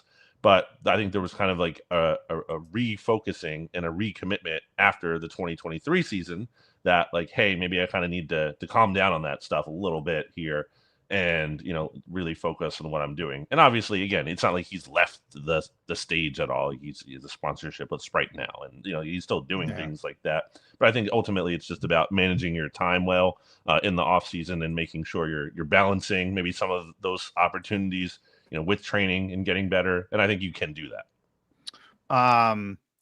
Off the field question, little interesting timing with it coming out that Reed Blankenship changed agents and now he's with Athletes First, which just got Micah Parsons the largest defensive contract in the history of the world. The Eagles have sort of a history of extending people a day before the season starts. Should we be on alert today for the Reed Blankenship extension, BLG? Yeah, it's curious that it's not done from a standpoint of, like, I thought part of the reason why you would trade CJ DJ when you did is because you probably either had to pay him because his guaranteed money was coming up, or you want to give an extension to Reed Blankenship. And if you gave an extension to Reed Blankenship with CJ on the team, well, I don't think that's necessarily going to go over great with CJ if you're not, touching his contract too. So I felt like that was part of the impetus for that deal. In addition, it's just not like the Eagles to let a player who is a team captain, as we saw, voted by his peers as a team captain. Like, he's the only one of those players who's going to be a free agent after this season. So that does strike me as curious. Now, I would say I think where Reed Blankenship's money would come in is kind of like in that middle class that the Eagles have been trying to avoid paying, where it's either they're going with like the young guys on cheap contracts or they're paying premium dollar for the top of the market players. Kind of falls between that there. I don't think he's gonna be one of the top 5 paid safeties or anything like that. So that's the one thing that makes me wonder if they're just gonna ride it out with him. But I think, ideally, because you don't have a lot of long-term stability at that position, by the way, you would like to get that deal done. Yeah, and I think that new agent's coming in and saying, hey, Reed, you play like you did last season for one more year. You're making $18 million. Don't take their $10 million a year deal. Hey, listen, maybe they get the deal done. Maybe. I hope they do, because I think we've gotten a little, not careless, but I think we got to be careful letting everybody on this defense walk. Like, I don't think that's the right formula. We've already let a lot of guys go. We had such a good defense last year. Reed is kind of your quarterback of the secondary. I want him to get signed, but when I saw that yesterday, I'm like, those agents are going to be looking for big money for Reed Blankenship, and it might be a situation where he waits for the open market and gets a big bag of money. It's always a two-way street. Could Milton Williams it? That might be the exact thing. It's so weird with undrafted guys, it just follows them. It follows them. Like, and I don't want to pick on Kenyon Green, but Kenyon Green's back. He's on the 53-man roster. What was he, the 15th overall pick a couple of years ago? Would you rather have Reed Blankenship or Kenyon Green? Like, when are people going to get over undrafted free? Like, sometimes they get it wrong. And sometimes guys develop. And as you pointed out, on the field, he was great. He's a team captain voted by, that's not appointed, that's voted by your teammates. He's the leader. Vic Fangio admits on the record, he's the leader of the secondary. Mm-hmm. Why are the Eagles penny pinching Reed Blankenship if that's the case? I look at last year, I look at Cam Bynum, who got $15 million a year. And I told Zander from day one, well, Reed's better than Cam Bynum. So that's my starting point.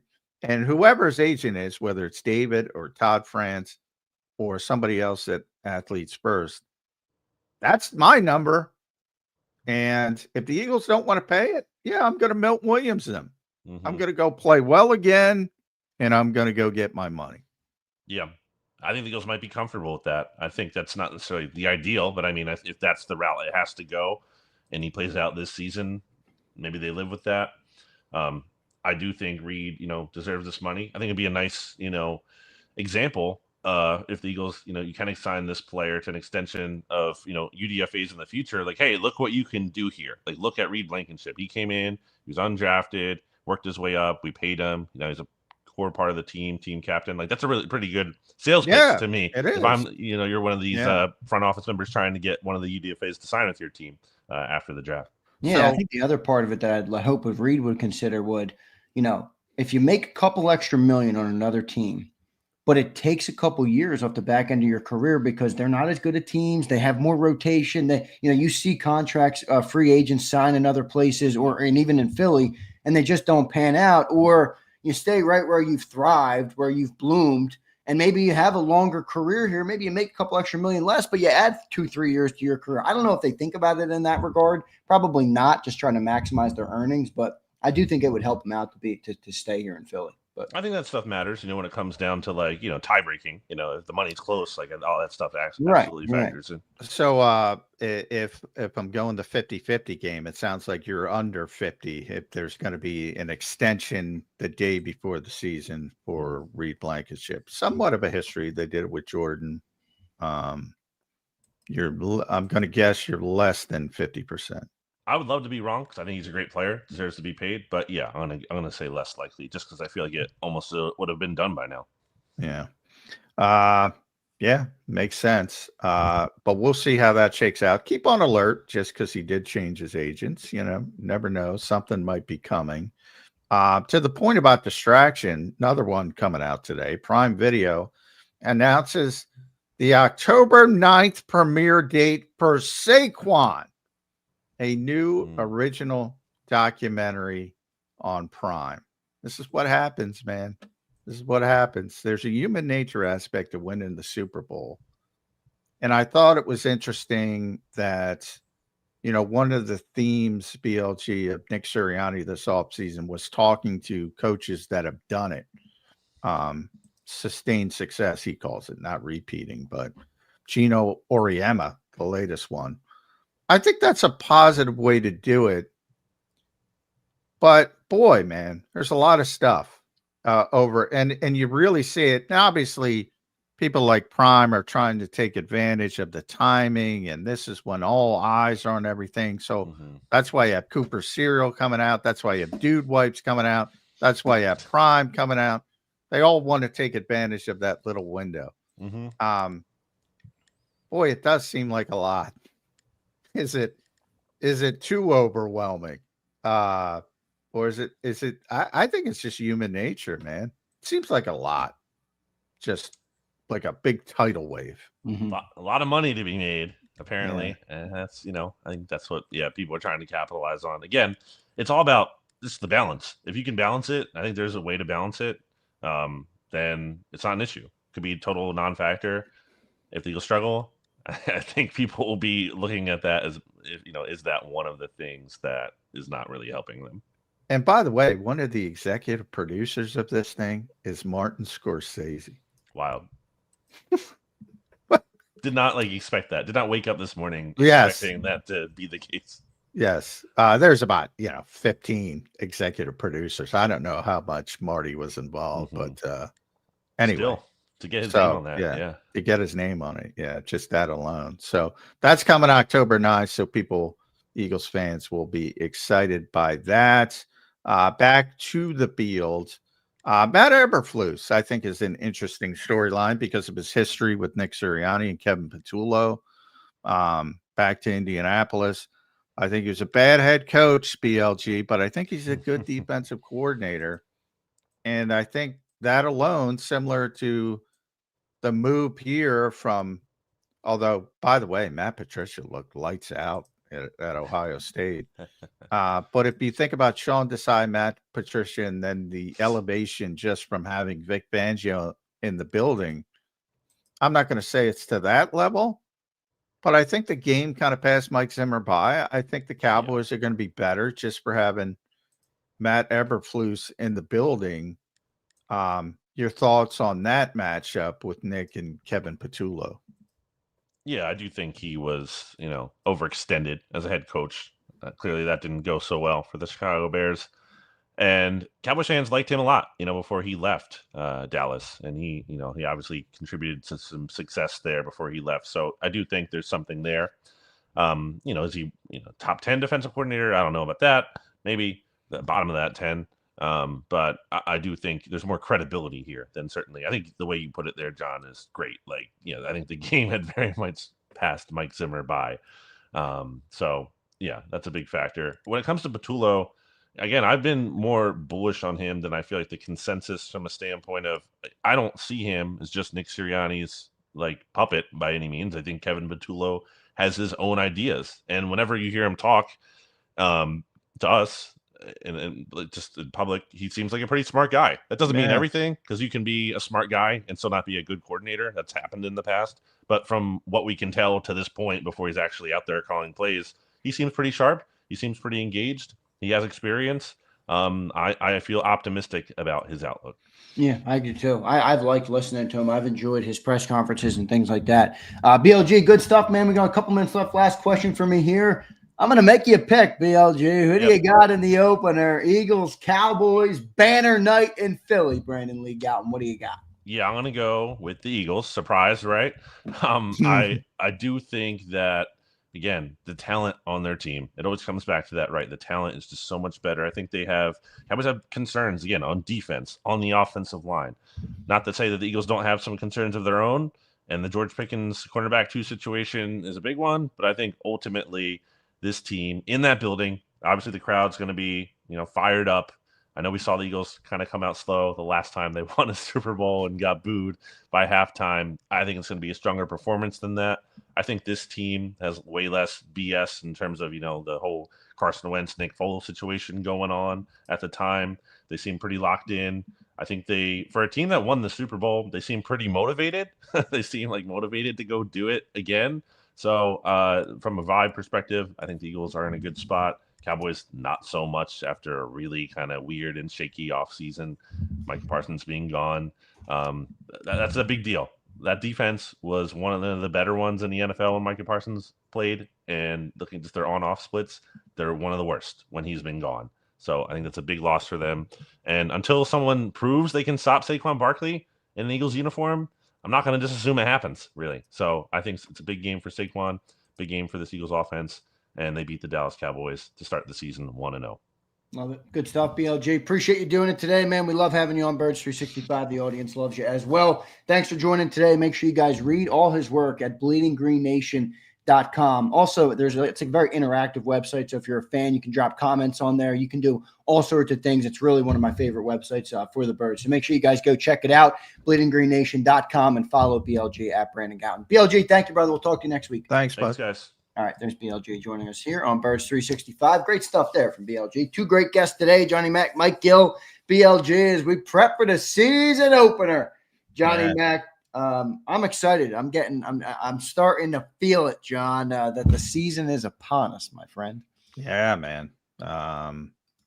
Saquon coming. Do you get any sort of excitement, John? I know you got to have some sort of emotion toward it. Do I get excited about the start of the season? Not like a fan would. But no, I know it's exciting for them. But yeah, I mean, I'm more. You get that work stress, don't you? You just got a busy year, busy. Yeah, it's funny. Nick Sirianni, you know, has talked about that in the past about pressure, and you know, depends how you look at it. You know, if you enjoy your job, it's not really pressure, but you know, certainly in the NFL, there's a lot of pressure, and when you see all this stuff starting to come out, like again, and the Saquon stuff, and Martin Scorsese, and the dude wipes, and and the everything, and the Cooper cereal, it is just another hurdle that you have to overcome, and that's why it's so difficult to go back to back and win consecutive championships. Not the only reason. There's far more important reasons on the field, but it is a part of it, and you do get the sense of it when you're every day. My inbox is just inundated with new stuff that involves outside football. You've been pretty spot on that. You've been pretty adamant though about don't read, not to not read into it, but you used to say, they're humans, guys. Like they don't, football, they don't just do football and that's it. And I've always appreciated that perspective, but now you're starting to think it's a lot. Well, no, but for that exact reason, that's not because you're getting pulled in different directions, right. And it just becomes almost like a fine line, right? Yeah. It just becomes, and BLG talked about it, the first time with Jalen. Just there's more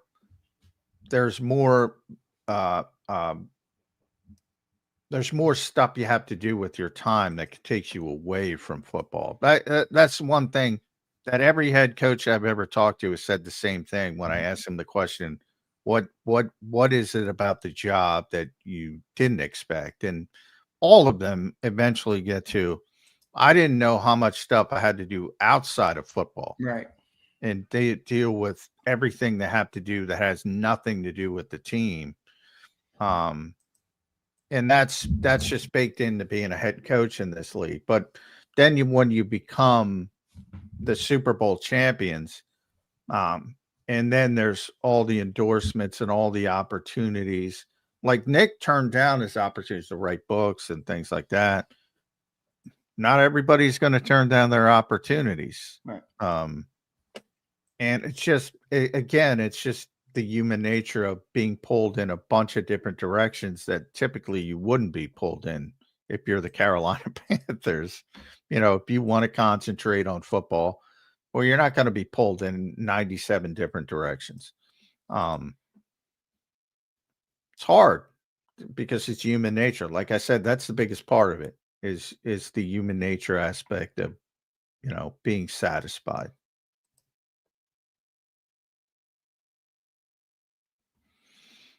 And and you're muted, but it just gets elevated.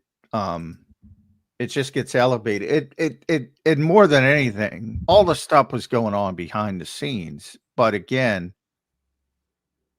somebody in the media get inundated right before the start of the season with all these things, and they're like, "Oh, good, here comes a Prime documentary. Here comes this. Here comes that."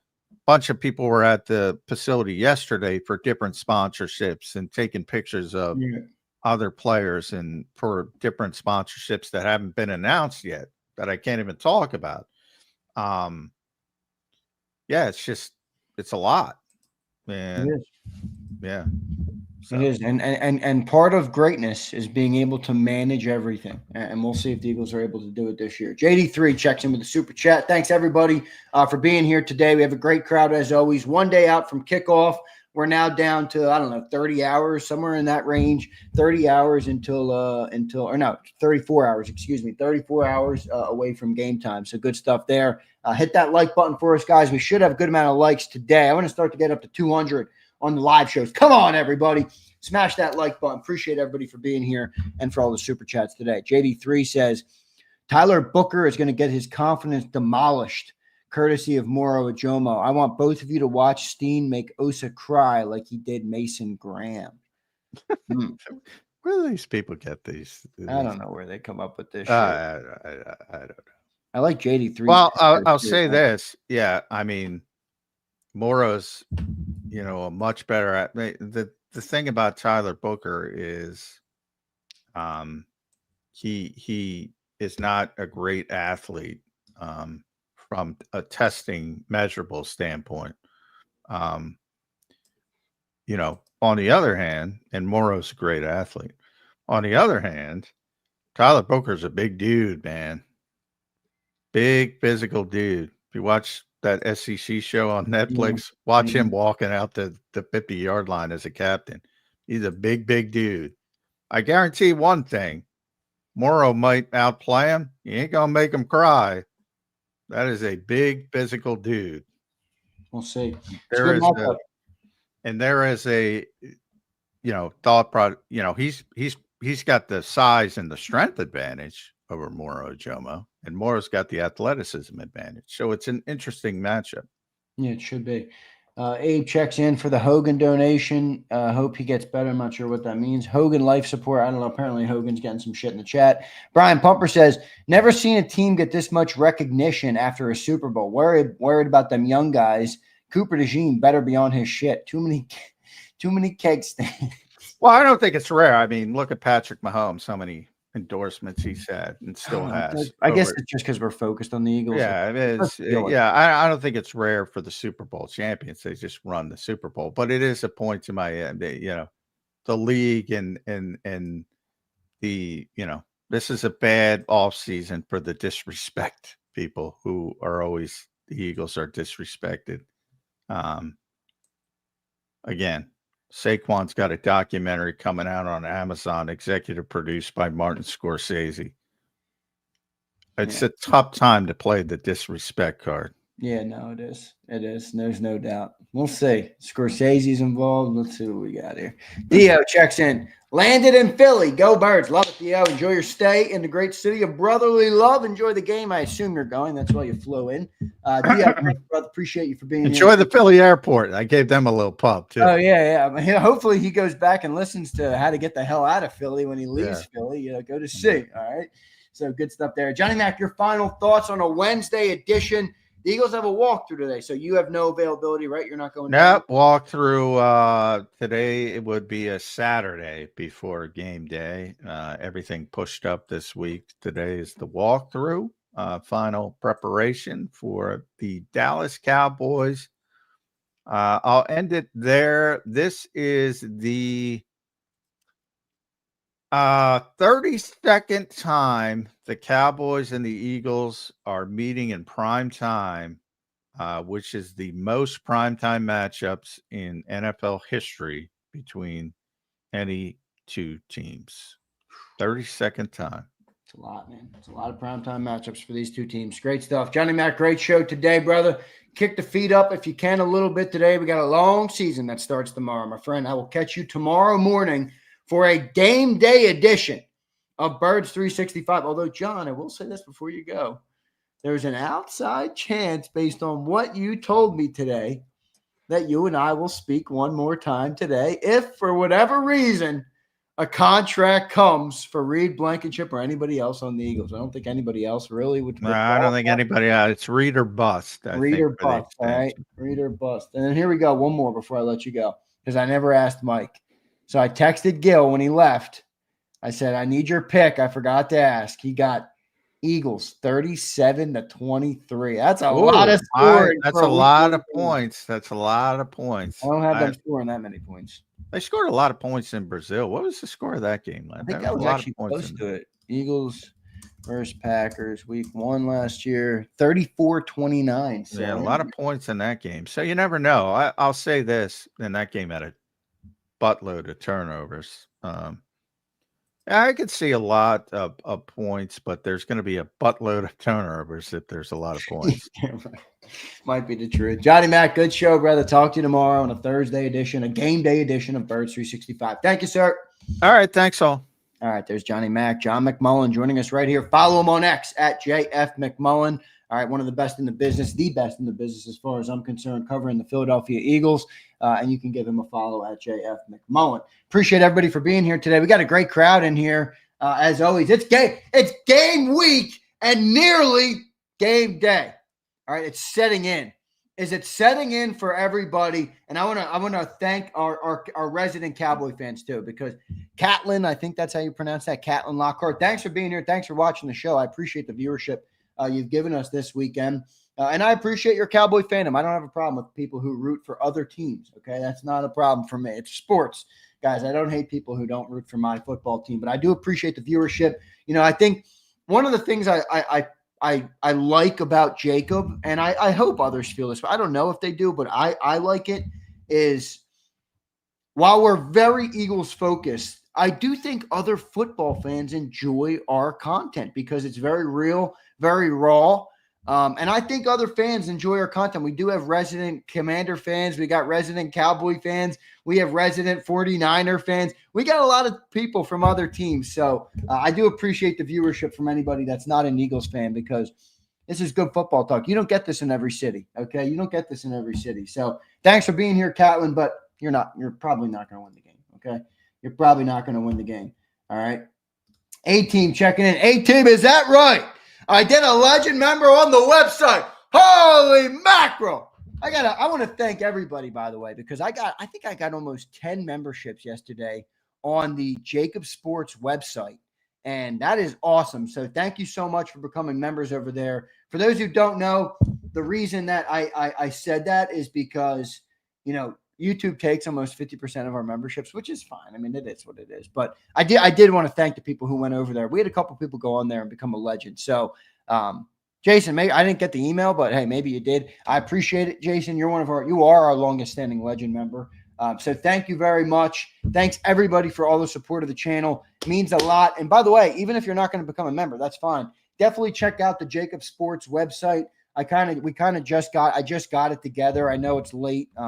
That's just kind of sometimes how things go when you're managing everything. So go check out jakibsports.com. I wrote an article about Trayvon Walker, Darius Cooper on there. I got more articles coming, and then I'm going to get John set up, and John's going to do some writing there as well. So we're going to have great written content. The other thing I'm trying to implement there is like a newsletter. I don't want to bog your email down, but I think it'd be pretty cool to have like a newsletter, maybe like a recap of the week, like this show brought in these people, these guests, and this show brought in these guests, and this was some of the best moments of the week this week, and things like that. So I'm trying to really improve the kind of the structure of the content delivery, because I think we have so much great content here on JAKIB. I'm proud of the content we make each and every single day. So Jason, thanks for supporting the website, man. Appreciate all of you guys as always. I got a couple super chats. All right, look at James Jones. James, I love you, Jammers. But you guys are fucked. You got the oldest team in football, Jammers. You got the oldest team in football by a wide margin. Now, James, if you can go back and be a historian, maybe use AI, use Google Gemini or ChatGPT or Grok or whatever AI you use, all right? And if you can find an instance of the oldest team in football having great success to the tune of a Super Bowl or an NFC title game or a championship game, whatever division or conference, I will listen. But the oldest team in football in a young man's game doesn't sound like a recipe I would want to be a part of. Thanks for saying smash the like, James Jones. Let me know, though. Oldest team in football for a while now, Jammers. I don't know. You tell me. Fly Eagles, thank you so much. I appreciate that very much. Keith, I'm pretty sure it was you yesterday who became a member on the site as well. Is that right, Keith? Because somebody became a member yesterday that had Keith John or John Keith, and I'm like, that's got to be my boy Keith Johnson from the YouTube channel. That's got to be my boy Keith Johnson from the YouTube channel. Is that right or is that not right? It was you, right? All right, I think it was you. Keith. Keith, thank you, brother. I appreciate your support, man. Thank you very much, Keith. One of our best supporters on here. We got a lot of great supporters. We got a great community here on JAKIB, so I appreciate that very much. Appreciate that. I'm going to get to some super chats here. Brian Pumper. Brian Pupper says, Zander, I got the Cowboys 31-17. Looks familiar. But yeah, man, I think this team is distracted. At least this loss will help them refocus. Brian, I can't agree with you, man. I don't think the Cowboys I don't think they're cut out for this game. Now, I think what is in the Cowboys' favor in this game, guys, is they have nothing to lose. Like, think about it. Everybody is collectively, not only in Philly, but in the national media as well, they've kind of made them the laughing stock. Oh, they get rid of Michael Parsons. The team is going to suck now. You know, Jerry Jones is off his rocker. Like, everybody's counting the Cowboys out in a weird way. And again, I think they're right because I don't think the Cowboys are ready to compete. But I do think week one, when bad teams don't know they're bad, and it's kind of like preseason football where there's a lot of funny bounces, a lot of turnovers, a lot of different things. You know, I think that's the one thing that the Cowboys have in their corner in this game is that everybody's counted them out. They got nothing to lose in the game, and it's week one, and who knows how that ball bounces in week one. You know, what kind of rust is on the Eagles offense? What kind of rust is just kind of takes place in the game? Remember, we won week one last year, but we also had 3 turnovers in that football game. You know, so that I think is what's going for the Cowboys, but I don't think they're ready to compete with us, man. I just don't see it. And look, I've been the guy this offseason, and it might be my worst take of the offseason, but I have been the guy this offseason that said, I don't think the Cowboys are as bad as people are saying they are. Like, remember early in the offseason, I said, I think they might get second in the East, but above the Commanders, because the Commanders are going to have a much harder schedule and got older. I don't think they got that much better, and they might lose some of the close games that they had last year. So early in the offseason, I was saying the Cowboys might be better. Now, I've kind of shifted on that. I already think I'm going to be wrong. I think their Cowboys are not going to get second in the East, so I'll kind of eat some crow on that take. But I'm not ruling them out. I mean, I don't rule anybody out. All right? I don't rule anybody out. Philly fan girl, Bird Gang girl, I'm upset about something. All right? I'm upset about something. Too many Bird Gangs have made Bird Gang girl switch up her name on us. All right? So she is now Philly fan girl, which I like too. I like that too with the PH. All right, I can take that. You're always going to be Bird Gang girl in my heart, though, okay? You'll always be Bird Gang girl in my heart. If I refer to you as Bird Gang girl, don't take it personal, but it might help you in the chat that you're not getting confused with all the Bird Gangs. There's like 30 of them, all right? So better for you. She says, hey, Z, new name. I bought the Coop cereal and the Cooper cereal bowl. Gotta love it. Gotta love it. Bird Gang girl, you podied up 25 beans for a couple boxes of cereal. I can respect it. You know, BGG, I was thinking of ordering like 10 bowls and 10 boxes and giving them away on the channel. Now, I don't know if that would be something even worth giving away. I don't know. Am I going to ship boxes of cereal? What am I? I'm a media. I'm a content creator. I don't want to be shipping boxes of cereal. But I thought that would be funny. And then I loaded up the cart and I'm like, $250 on cereal. What am I doing? What am I doing? You know, what am I doing? But I did think it would be funny. You know, maybe if I add a couple more legend members to the website, I can make it happen. All right. I can make it happen. I only give up 3% on the website. All right. Versus 50 on YouTube.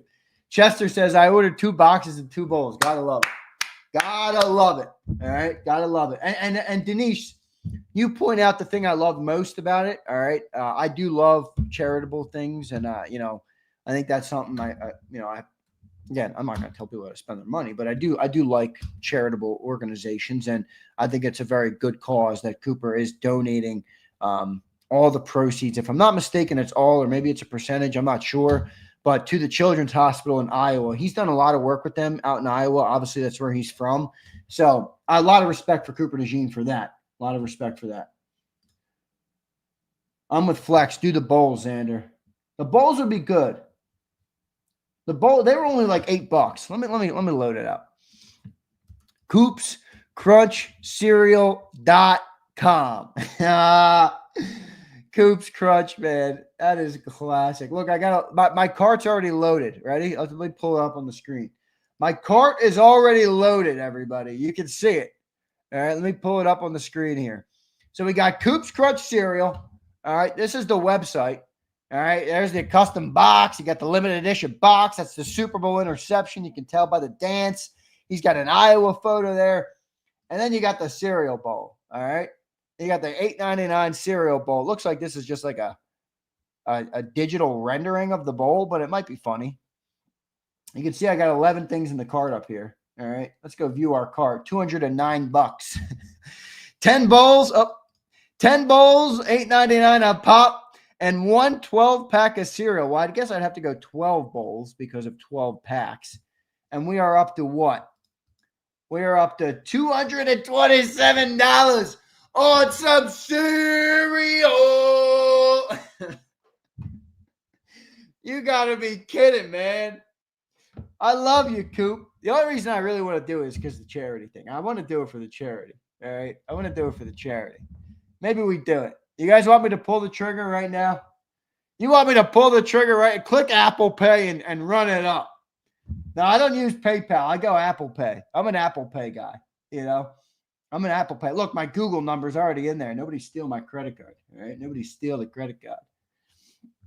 So I don't know. You tell me. You tell me if you think it's something.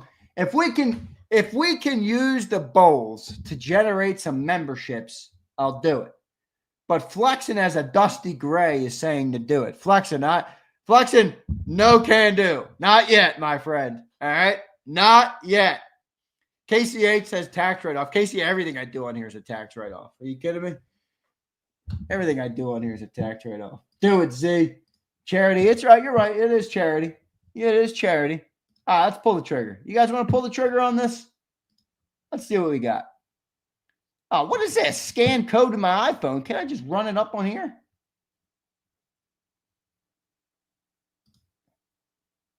Wait a second. What is this? That's because I'm using Dusty Google Chrome. Let me load it up on Safari. Dusty Google Chrome. Let's do it. Why not? Can I get some members or something today to support my purchase of 200 Coops? What is this thing called? Coops Crunch Cereal.com. I need something today. I need a super chat. I need something to make me feel better about spending $250 on fucking cereal bowls. All right. Oh, the 12-pack. Add it to the cart. Look, I can pay with a firm. Should I do a pay in 4? Should I finance cereal, guys?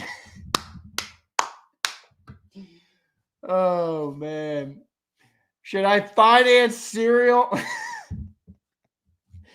I'm going to go Affirm. Pay with Klarna. Pay with Klarna. I might have to pay with Klarna here for Cooper DeJean cereal. All right. Let's go to the bowls now. I think we load up 12 bowls. Add them to the cart. All right. View the cart. $237 on Coops Crunch. 237 large on some cereal. You gotta be kidding me, Cooper DeJean. I'm gonna have to fire Johnny Mac to purchase this cereal, man. I'm gonna have to fire J-Mac to purchase some damn cereal. All right. Let me double check this, man. Let me do it with the people. If I'm gonna do it, man. If I'm gonna do it, I gotta do it with the people. All right. Here we go. Coops Crunch. Disregard all my tabs. I'm a cereal tabber. Speaking of, no pun intended there. All right, let's see. Buy with Apple Pay. Come on. There it is. There it is. Where'd it go? Why is it not working? Yo, Cooper, you got a janky site, dude. You got a janky site, Coop. This is now Chrome and Safari. It's not even working. It's not even working.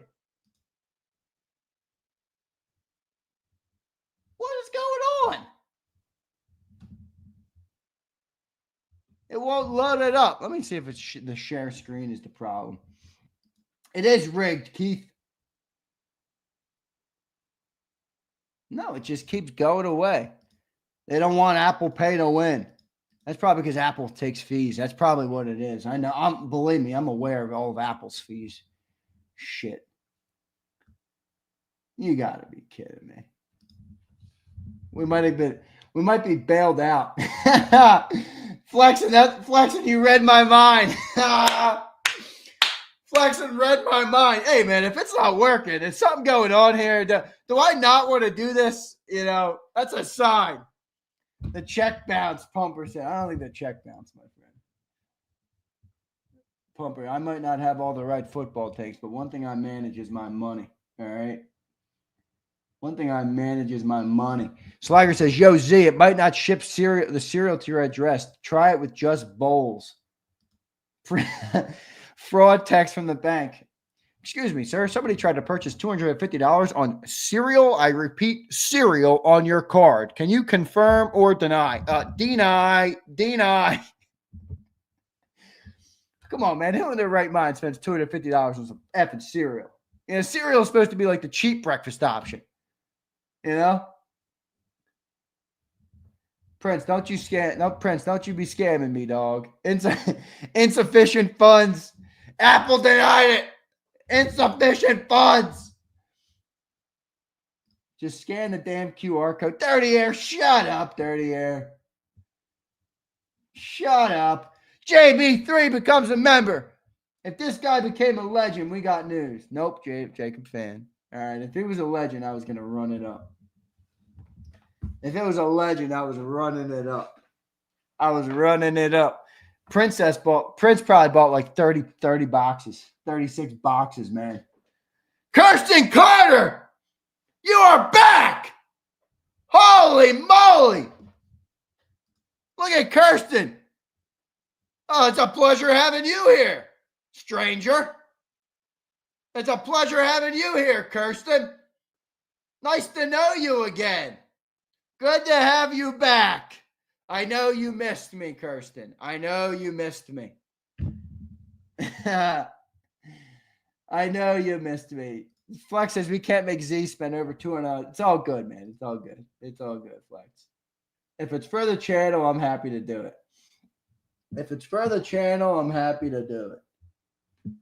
Coop. I don't know, Coop. This cereal better taste like a bowl of gold. This bowl of cereal better taste like gold. This thing better do a lot. All right.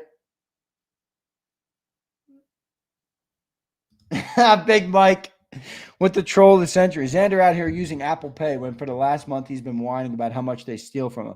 Yo, Big Mike, shut the fuck up, Big Mike. All right. When I use Apple Pay, I get an extra % back. I'll take it. All right. If you spent like me on your Apple card, you don't even want to know, Big Mike, how much money I spend on this Apple card. All right. You don't even want to know. If I showed you already my 2025 expenditure on this thing, you'd have a heart attack. All right. You'd have a heart attack. If somebody guesses correctly, I will share if they're right. But I don't think anybody's guessing correctly. I really don't. We're 8 months through 2025. Anybody want to guess how much money has been spent on the Apple card this year? It's a lot. I'm not proud of it either.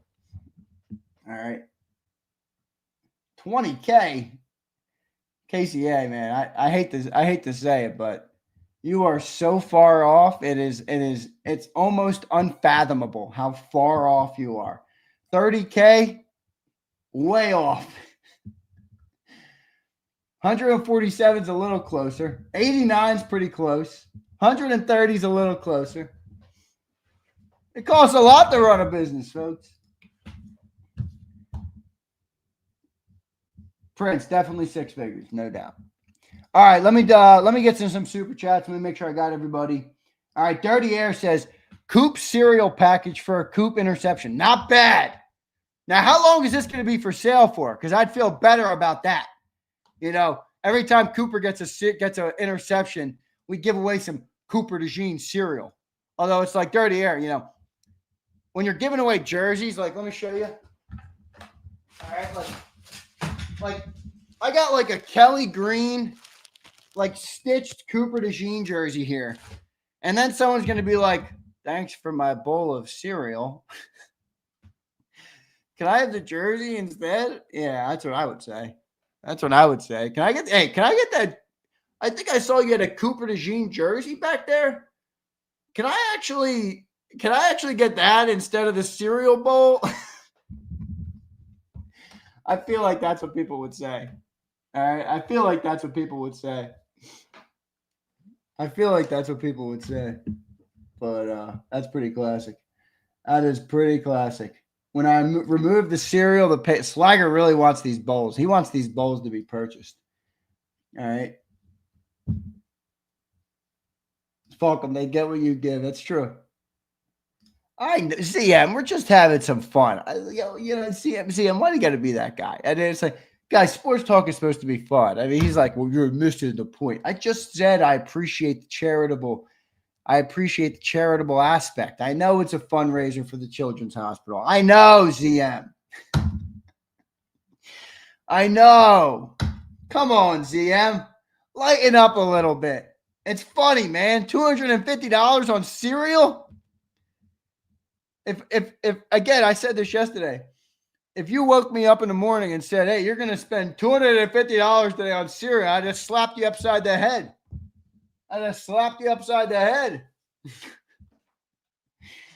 Oh, man, that's funny. That is funny. Let's see what other super chats we got. Here we go. Dream Green says Pumper is in concussion protocol for that prediction. Down. It's lose by 14. Holy moly. Pumper, do you have a response? Dream Green says you're in the protocol because you predicted the Cowboys will win 31-17. 31-17 is flat out a bad prediction. It's flat out a bad prediction. It just is. It's a flat out bad prediction. Sandra said F them kids. I would never say that, Abe. Gotta love the kids. All right. Slager's going to be out there at the games tossing out cereal bowl. Slager, how many bowls did you order? Be honest, Slager. How many bowls did you order? How many freaking bowls did you order, Slager? Don't you lie to me either, Slag. Don't you lie to me, Slager. How many bowls were purchased? 3. Okay, that's not bad. So you spent what? Everybody spent about $30 on cereal bowls. Get a gold spoon to go with it.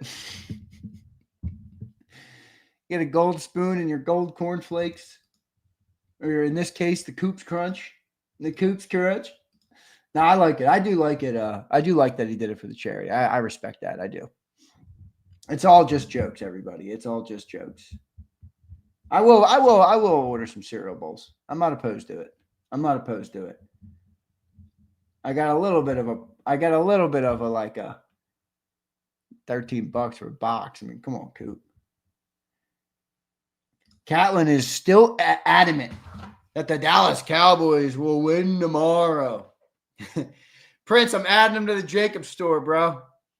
If you guys will spend this much money on Cooper DeJean cereal, maybe you'll spend money on put my face on a cereal bowl. Next we got Kelly Green Milk. Yeah, green eggs and ham.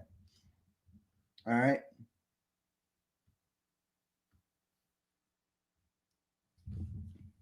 So good stuff. All right, everybody. I love all you guys. I appreciate all you guys. Let me make sure I got all my chats and my super chats and my memberships. I did. Thanks, everybody, for the support today. All right. I asked yesterday, who is going down to the game tomorrow? There's got to be a lot of you going to the game. No? Banner drop? I feel like some of our community's got to be heading to the game. All right. I feel like some of you guys got to be going to the game. I know my boy Dirty Air is heading down. I'm excited about that. Just happy to get that done. Denise says, no way the Cowgirls beat the Eagles. Slager, I knew you were going, Slager. Slager is one of the best Eagles attenders ever. All right, this guy's he shows out at the Eagles games. I assume you're a season ticket holder, Slager. That would be my guess. Dirty Air says, what jersey should I wear tomorrow? Thank you for the super chat, Dirty Air. What jersey should I wear tomorrow? AJ Hurts, Coop, or Smitty? I think you got to go Super Bowl MVP tomorrow, Dirty Air. I think you go Super Bowl MVP tomorrow. That would be my guess. That would be my take. I don't know. Up to you, though. I'd go Super Bowl MVP. Come off a Super Bowl season. Banner drop. I'm breaking out Super Bowl MVP. That's just me. But I'm not a big jersey guy. I haven't always been a big jersey guy. I've always just liked the team merch. But, yeah, Dirty Air, make sure you read what the Lincoln Financial Field put out about traveling down to the game. Apparently, it's not going to be good. Yeah, that was ridiculous, Keith. Don't they know Eagles fans don't tailgate if you don't have a ticket? 80% of the tailgates don't have tickets. Are you crazy? That's a ridiculous ask by the Eagles. That was a ridiculous ask by the Eagles. Oh, that's right. Slager lost his famous JAKIB hat in the airport, all right, in New Orleans. But we were actually happy about that, Slager, because somebody in New Orleans who has that hat, wherever that might be, wherever that thing might be right now, maybe it's in a dump yard, maybe some JAKIB fan picked it up, maybe somebody that's one of the less fortunate in New Orleans, or maybe rocking it right now. I'm not sure, but it's in New Orleans, and that's where we won the Super Bowl. So we're happy with that. We are happy with that, Slager. Let me toss on the JAKIB hat, actually. I might have to get myself. Oh, whoa! Somebody wore this. My girl must have worn this. Thing is small. You mess with my snapbacks. How about you return them the size that they were? Come on, Emily. There you go. Look at that JAKIB lid. Look at that JAKIB lid. Booked my flight for the morning. Nice, 30 air.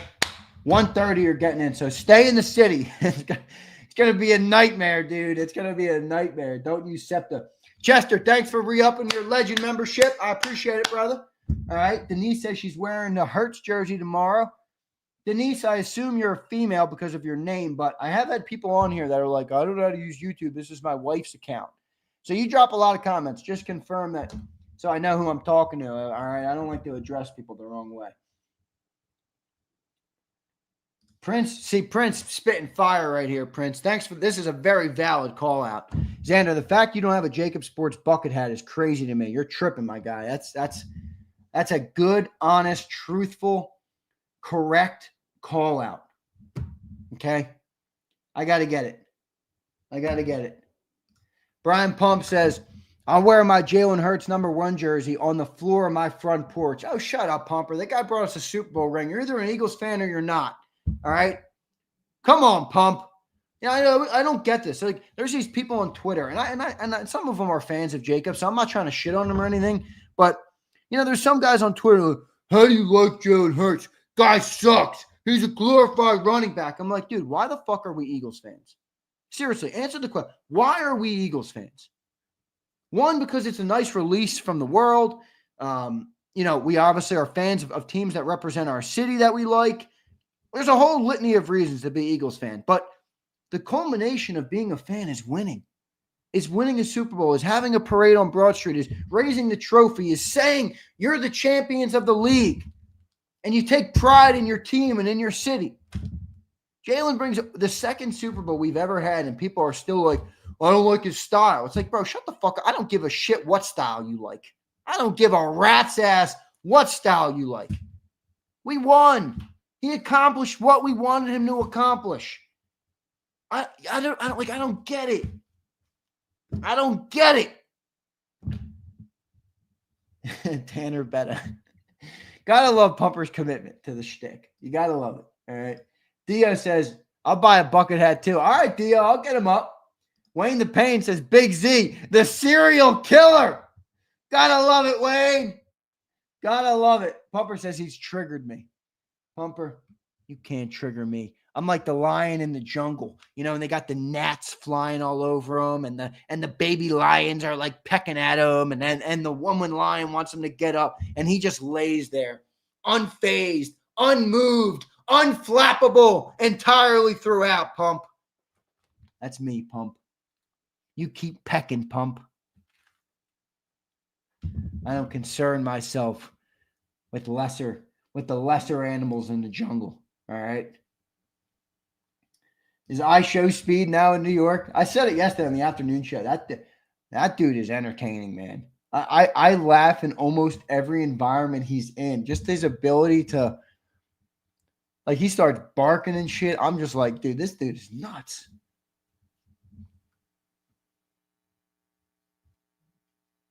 Yeah, Eduardo, your trolls are not even funny or good. In fact, Eduardo, you're on such a cold streak. I heard somebody shredding you in the chat earlier. Eduardo, maybe take the day off. All right, sit back, reassess where you are on the drawing board. You know, this is part of life. I do it too, Eduardo. Sometimes you got to just reassess and refigure out. Maybe get back to where you were at one point where you were funnier and you had the chat going and people were getting a kick out of you. Refine yourself, Eduardo. If you need a day or two or whatever you need, I'll give you the space. I'll give you what you need. But you got to get back to the drawing board. I hate to see anybody I love in a slump. I hate to see it. I hate to see any of my people in a slump, Eduardo. And I think you've entered into a slump, and it's not a good time to enter into a slump. We're on the eve of the regular season. There's no slumps allowed at this point, unless you're Texas boy. Okay? Eduardo, Xander Love told me people take the day off. I'm good, baby Simba. Shut your ass up, Eduardo. Shut your ass up and kick your feet up and enjoy the show. And next thing you know, those cereal bowls will bring back that bowl haircut. Call it the Cooper cut. That's hilarious. Jimbo says, Xander, what's JAKIB stand for? I'm assuming your pop's initials are in there, but always wondered. Actually, they are not in there. Well, they are in there by default, but that's not the reason.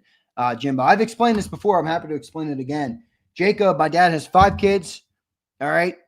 JAKIB is the first initial of each of their names. Okay. So Joseph, Alexander, Kateri, Isabel, Brittany. Boom. 5 kids for my pop.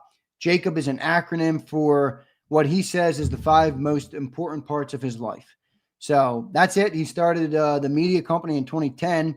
JAKIB Sports is a newer iteration of it, kind of just its own branch that I took over really in 2020 when we started it together. And then since I became a host about a year ago, I took ownership of the JAKIB Sports division. And then he still does. He has legal shows. He does a lot of other radio programming as well. But he started as a radio media company, and that's in 2020. I'm like, bro, we got to get this content on YouTube. YouTube is up and coming. You know, YouTube is where we want to be. You know, you don't want your air programs and they expire the next day. They're never to be had again. So that's what it means. That's what it means. The Z, I'm A, brother. I'm A. I'm Alexander. My full name is Alexander. So, but when I was young, my dad used to say, he's not Alex and he's not Xander with an X. He's Xander with a Z. And my nana used to say, it should be with an X. And my dad said, I don't care. It's not with an X. It's with a Z. And to this day, I'm happy with what he chose. So all good. My name, you know, I can't change it. It was given to me at birth. All right. Someone says, read Abe. Where's Abe? Where's Abe?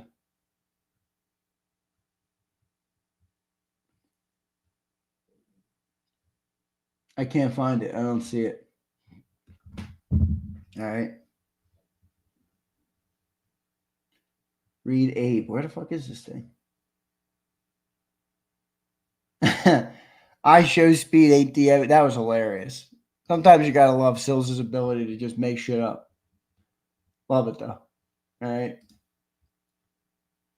Oh, I need this bad, ZM. I'll look at it. I need that bad. I'm trying to like revamp it and really make it like a cool thing that kind of is updated like weekly, or maybe not weekly, but like pretty often. But dude, I got so much shit stacking up. I will say I'm very excited about the additions that I've made to the JAKIB team. We got some people on the back end, people that you'll probably never see, but people who are working. They're getting onboarded now, so they're going to be ready to go. Super excited, man. We're going to have editors, so we're going to have more short form content. We're going to have more videos on the channel that are kind of breaking off the topics, you know. So Sig Lord, you always say this too, and you're right about it.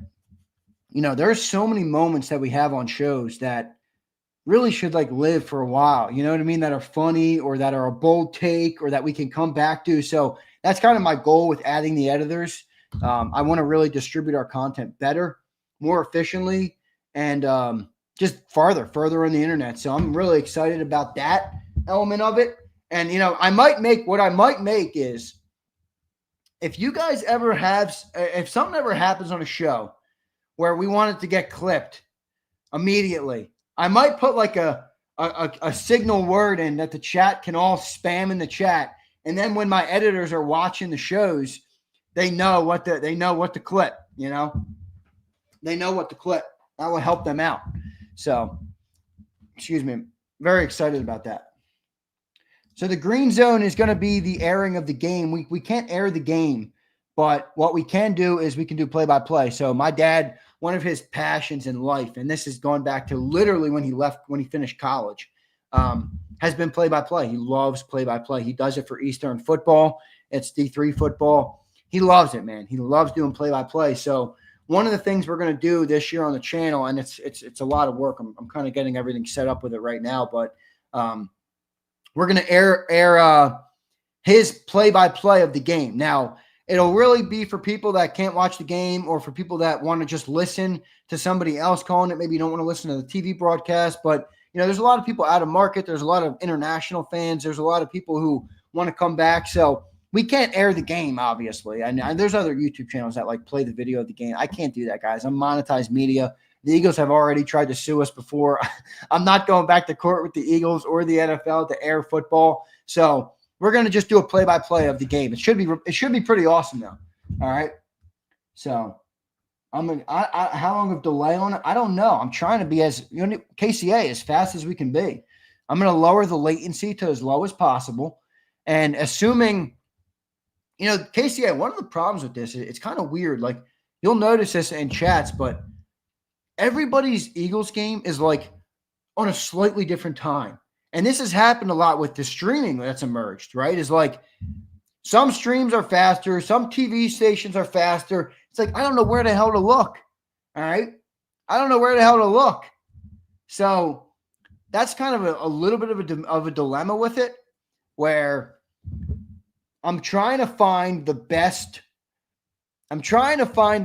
stream that is as fast as possible or as early as possible, so that when we are calling the game, you know, nobody's like, hey, I already saw that app. You know what I mean? So I don't know, KCA. We'll see, but it should be as short of a delay as possible. All right. Eagles lawsuit. Now, they sent us a cease and desist. A cease and desist because we had a Eagles logo on something way back in the day for one of our jersey giveaways, if you can believe it. Yeah.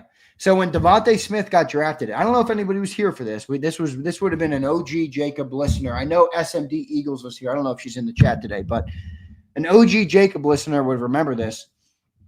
When Devontae Smith got drafted, on the schedule release of that year, we did a schedule release show, and we gave away 10 Devontae Smith jerseys. 10 Devontae Smith jerseys. So on a promotional, when we promoted it, there was like a tiny Eagles logo on a helmet in the corner. Like literally tiny. Well, the next day we wake up and we got a cease and desist from Bob Lang and the Eagles that we can't use any Eagles logo. And like, I'm fine with it. I know they have to protect their intellectual property. I'm not like, it is what it is. Business is business. So I don't have a problem with it. I'm just saying, from that day forward, I'm not going to go into an area where there's any sort of gray area. You know, it's just, guys, I'm protecting my business. You understand. I know it would be cool to have footage and different things like that, but I got to protect my intellectual property. I got to protect my business. I got to protect my revenue. I got to protect those things. So they probably tried to scare us. It worked a little bit because I'm not going to get another lawsuit. I mean, if they want to sue me, I'll fucking fight. Don't get me wrong. We have no problem fighting. All right. So. Yeah, not worth it, unfortunately. All right, everybody. I love all you guys. I appreciate all of you guys. Yo, Prince, make me a bucket hat sample. Will you, dude? Come on, Prince. Make me a bucket hat sample, will you? That'd be nice, my friend. That would be nice. So I appreciate all you guys. I love all you guys, man. Thank you for all the support of the channel.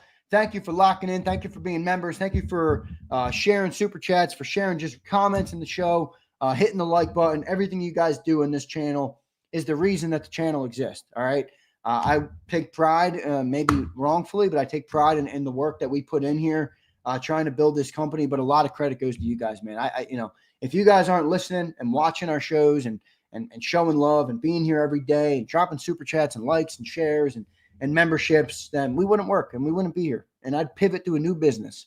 So I appreciate each and every one of you guys. I want you to know that from the bottom of my heart, even our haters, even the people who hate me, even the people who comment hate about our company, about my dad, about me, about whoever. I don't really care. I appreciate you for clicking on our video and spending time with it on your screen, because that is the crux of what allows this company to exist. So thank you so much for doing it. I love all you guys. It's game time, everybody. It's fucking game time. We're one day out. It's game time. I'm ready to go, man. I'm ready to go. Love all you guys. See you next time, everybody. You've been listening to Birds 365, the destination for the passionate Eagles football fan who bleeds green. If it's Eagles football, we're talking about it. Debate inside the locker room and guests that are some of the greatest football minds from around the region. We hope you enjoyed the show. We know we had a blast. Make sure to like, comment, and subscribe, and we'll be back soon. But in the meantime, hook up with us on social media at JAKIB Sports. See you next time on Birds 365.